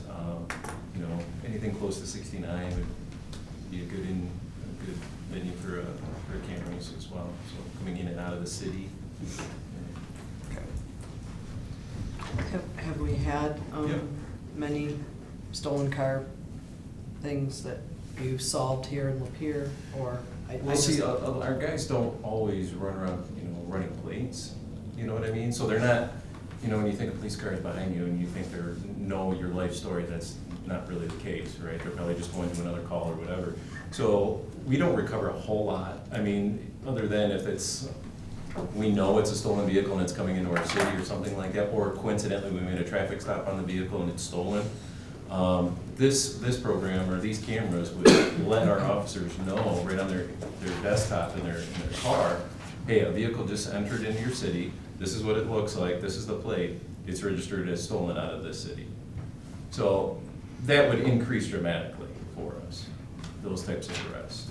If somebody's coming in a stolen vehicle into our city, chances are they're probably not here they're not probably generally a good person, and they're probably not coming to the city to make it better, Not only that, if it's a stolen vehicle, it could be a child abduction, it could be Could be a missing. anything. Right, right. And if Could be you could missing save a person. life with child abduction, or some elderly person that has dementia so bad, that's driving down the wrong side of the road, Absolutely. which has happened, not necessarily here, but just in the county next door. Commissioner Brady. My understanding is, we could achieve the same ends if we were to just park an officer at the I-69 interchange and teach him how to Be a speed run bump. every plate as fast as he possibly could. Coming in and out of the What a city. waste. Right, like, There's so, that. so it's the Oh, same yeah. job that a human could be doing, but just better, Way better. way better, and, okay. There is a lot of You'd never a lot be able to cheaper. catch everything. more, yeah. Was that Once I give you Yeah. must be. No, I think people just have a misunderstanding about it, maybe that's just, I mean, that's how I They're think scared about it. 'cause it's You could something set new somebody there and have them run technology. plates, all day, every day, day and night, we could do that, but that's gonna cost You a don't lot of money. think we can legally, like, know- are you allowed to run plates just because you feel like it? Yeah, if somebody's on a state roadway, absolutely. run. I've even seen where they Commissioner like are Glissman attached had- with the cars and you can go through a parking lot reading plates, that, Correct, there is that technology too. Better have a That's not sense what of we're humor. looking at. Okay, Commissioner Klitzman, you did have your hand up. Thank you. Do you know if there's any of these cameras on 69 already? Mm.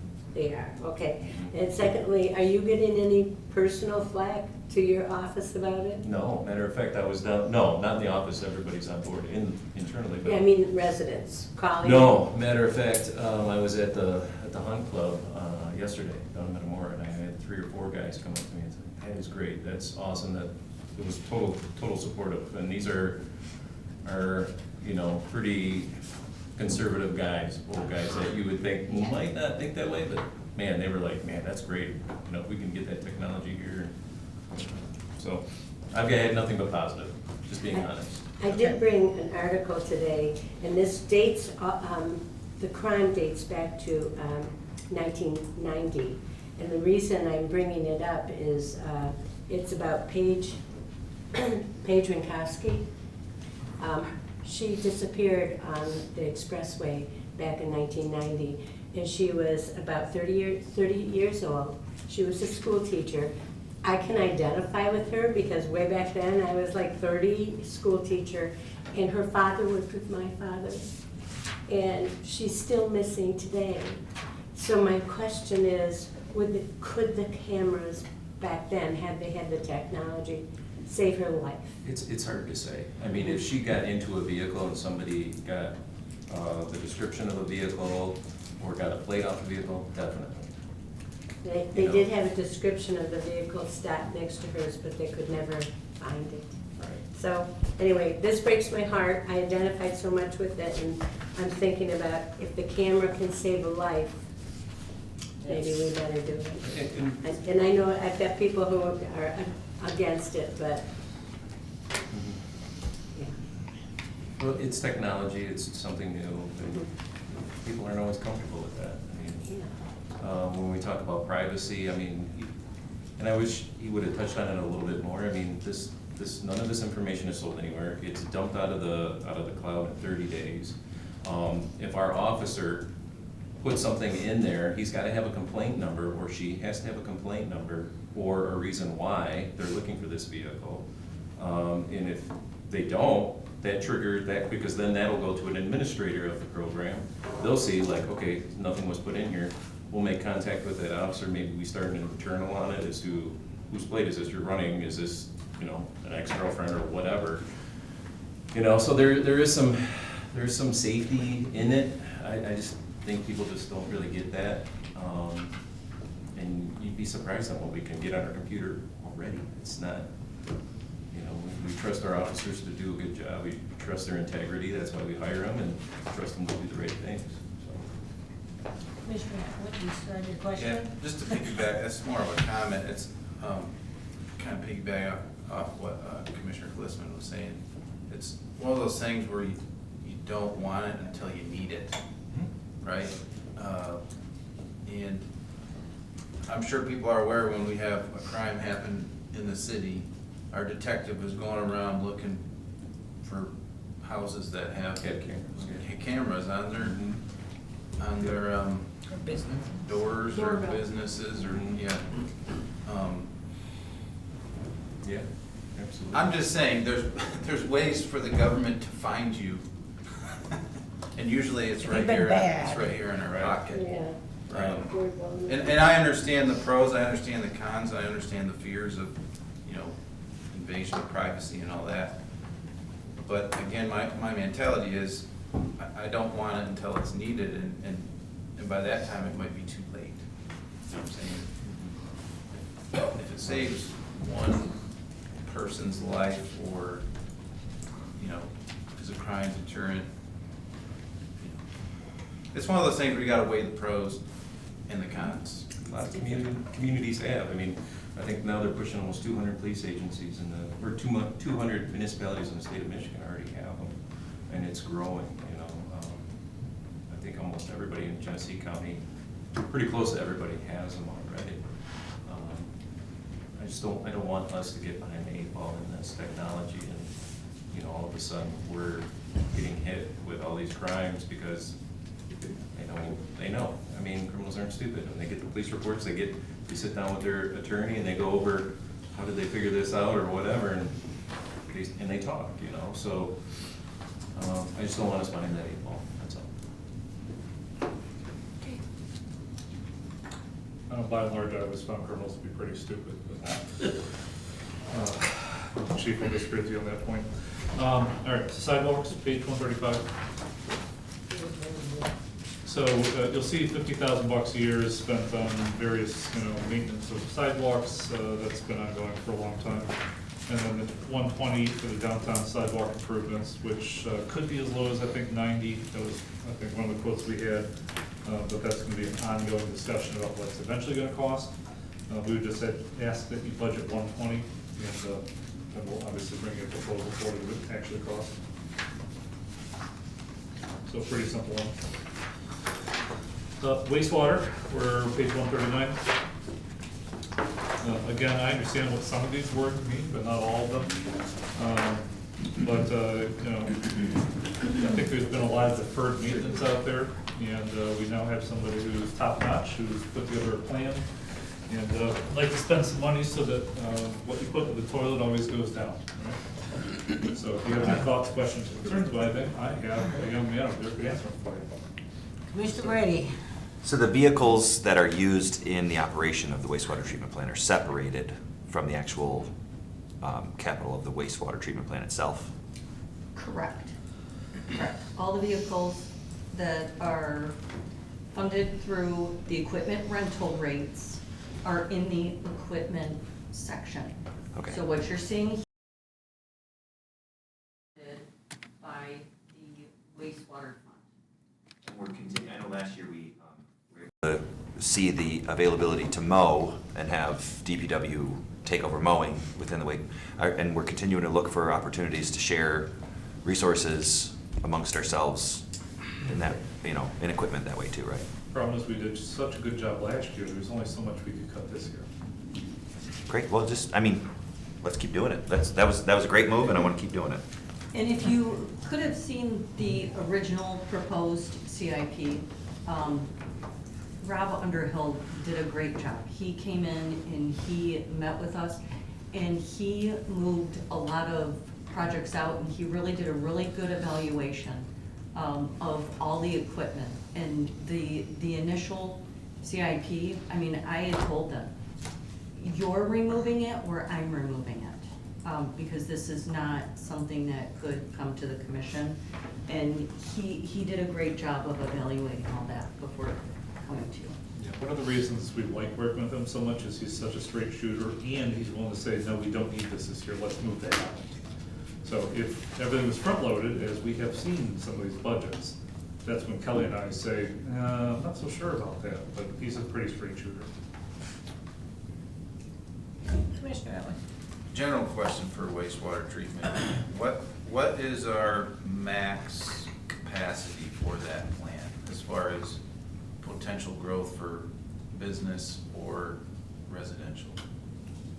So currently, the operating capacity would be somewhere in the neighborhood of about 5.5 million, which hydraulically speaking, you could push 13 million through there. Now, that's not 13 million and you're treating it completely and putting it to the river. It's pushing it through the plant to the river, and it's not ending up in the basements and the streets. We've talked about a few That's a great options, answer. but they're not really, in my opinion, expansions of the plant. More like you could have a holding tank, which could then take in influence, which could then be, put through the system at a later date when the flow rate's gone down. Was it about 1 million gallons we have currently that's available for future expansion? Well, it's the old EQ tank. It was part of the original plant. They turned it into an equalization tank.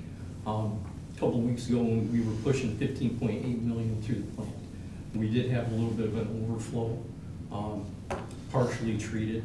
So once again, it's like you can only put so much water into the plant and treat it. You can put more water through the plant and have it partially treated, end up in the EQ tank. We fill the EQ tank, and then eventually we're spilling over. And when I say spilling over, that's not spilling over onto the ground. That's actually just running back into the pipes, and then we have to go straight to chlorine disinfection and then to the river. But from the short term, we still have capacity for further industrial growth and further residential growth. For sure. Thank you.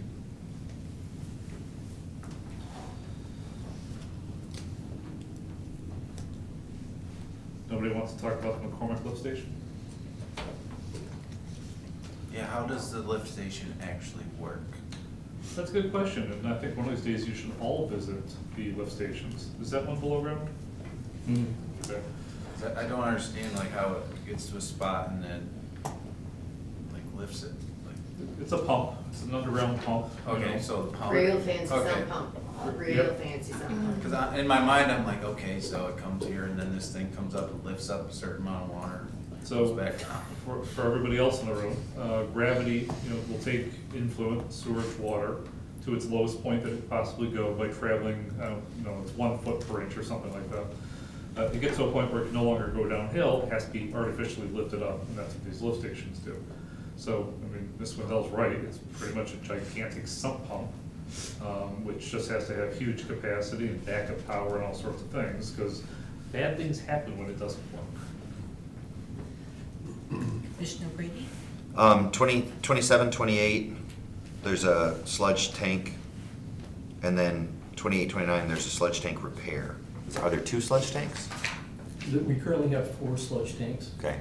So there's gonna be some recoating repair of the current ones, and then there's gonna be an additional tank that's gonna be added.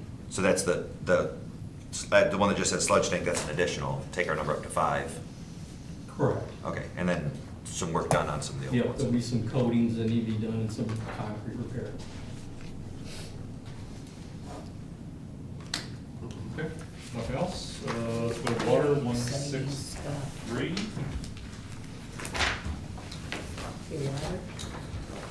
And so this one's pretty simple in the short term. Well pumped at well number 2, $47,000. You see, not until about 28, 29 do we have some very serious money in the water fund.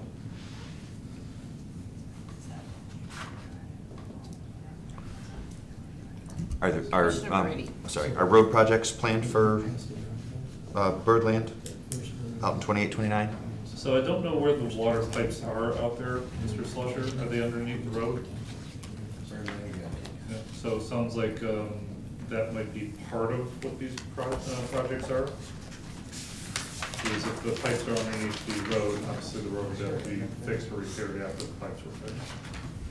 Okay, I don't see them on there. Don't see what. Like, but the Birdland roads aren't on Audubon Park? Audubon Park. Did you say the pipes are under the roads? Yes. Okay, so we should be planning to, I know they work together.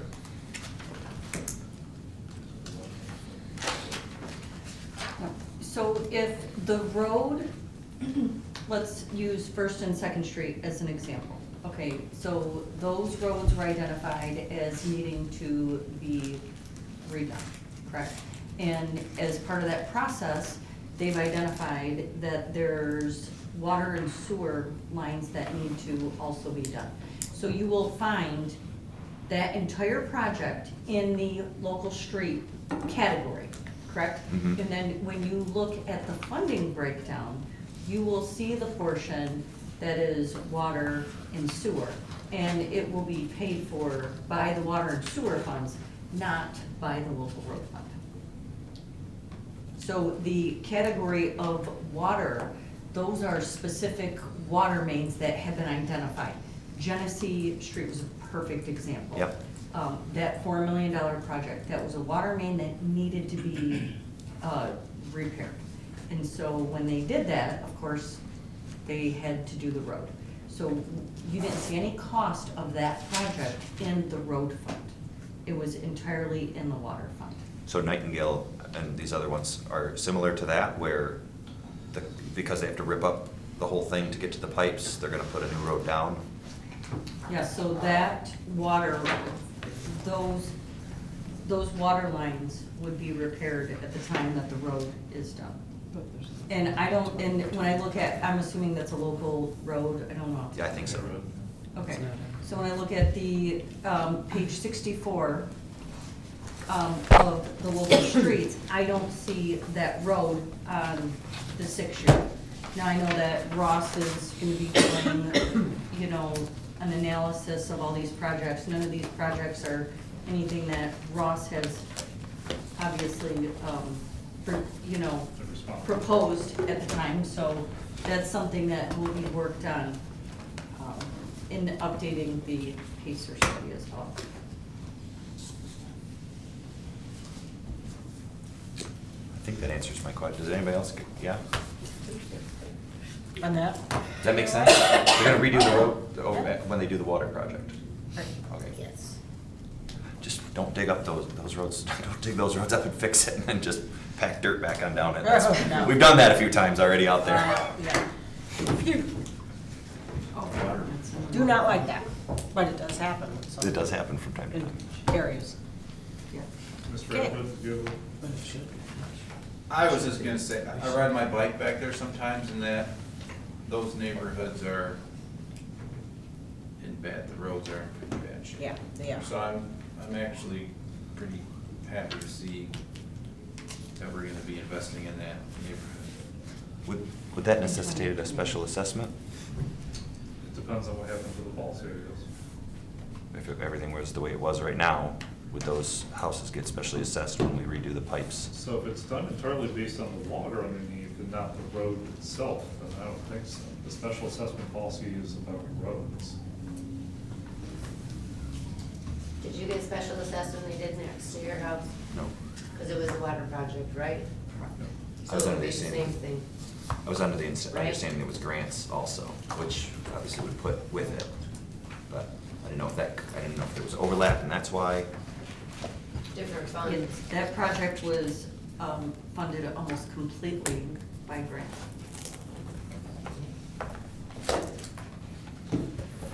So, I thought we had originally anticipated trying to get into the budget itself, but I've got 30 seconds to beat the buzzer. So if nothing further, Madam Mayor, would turn the meeting back over to you. I just want to thank everybody for being here, especially our staff for spending, I don't know, 13-hour plus days.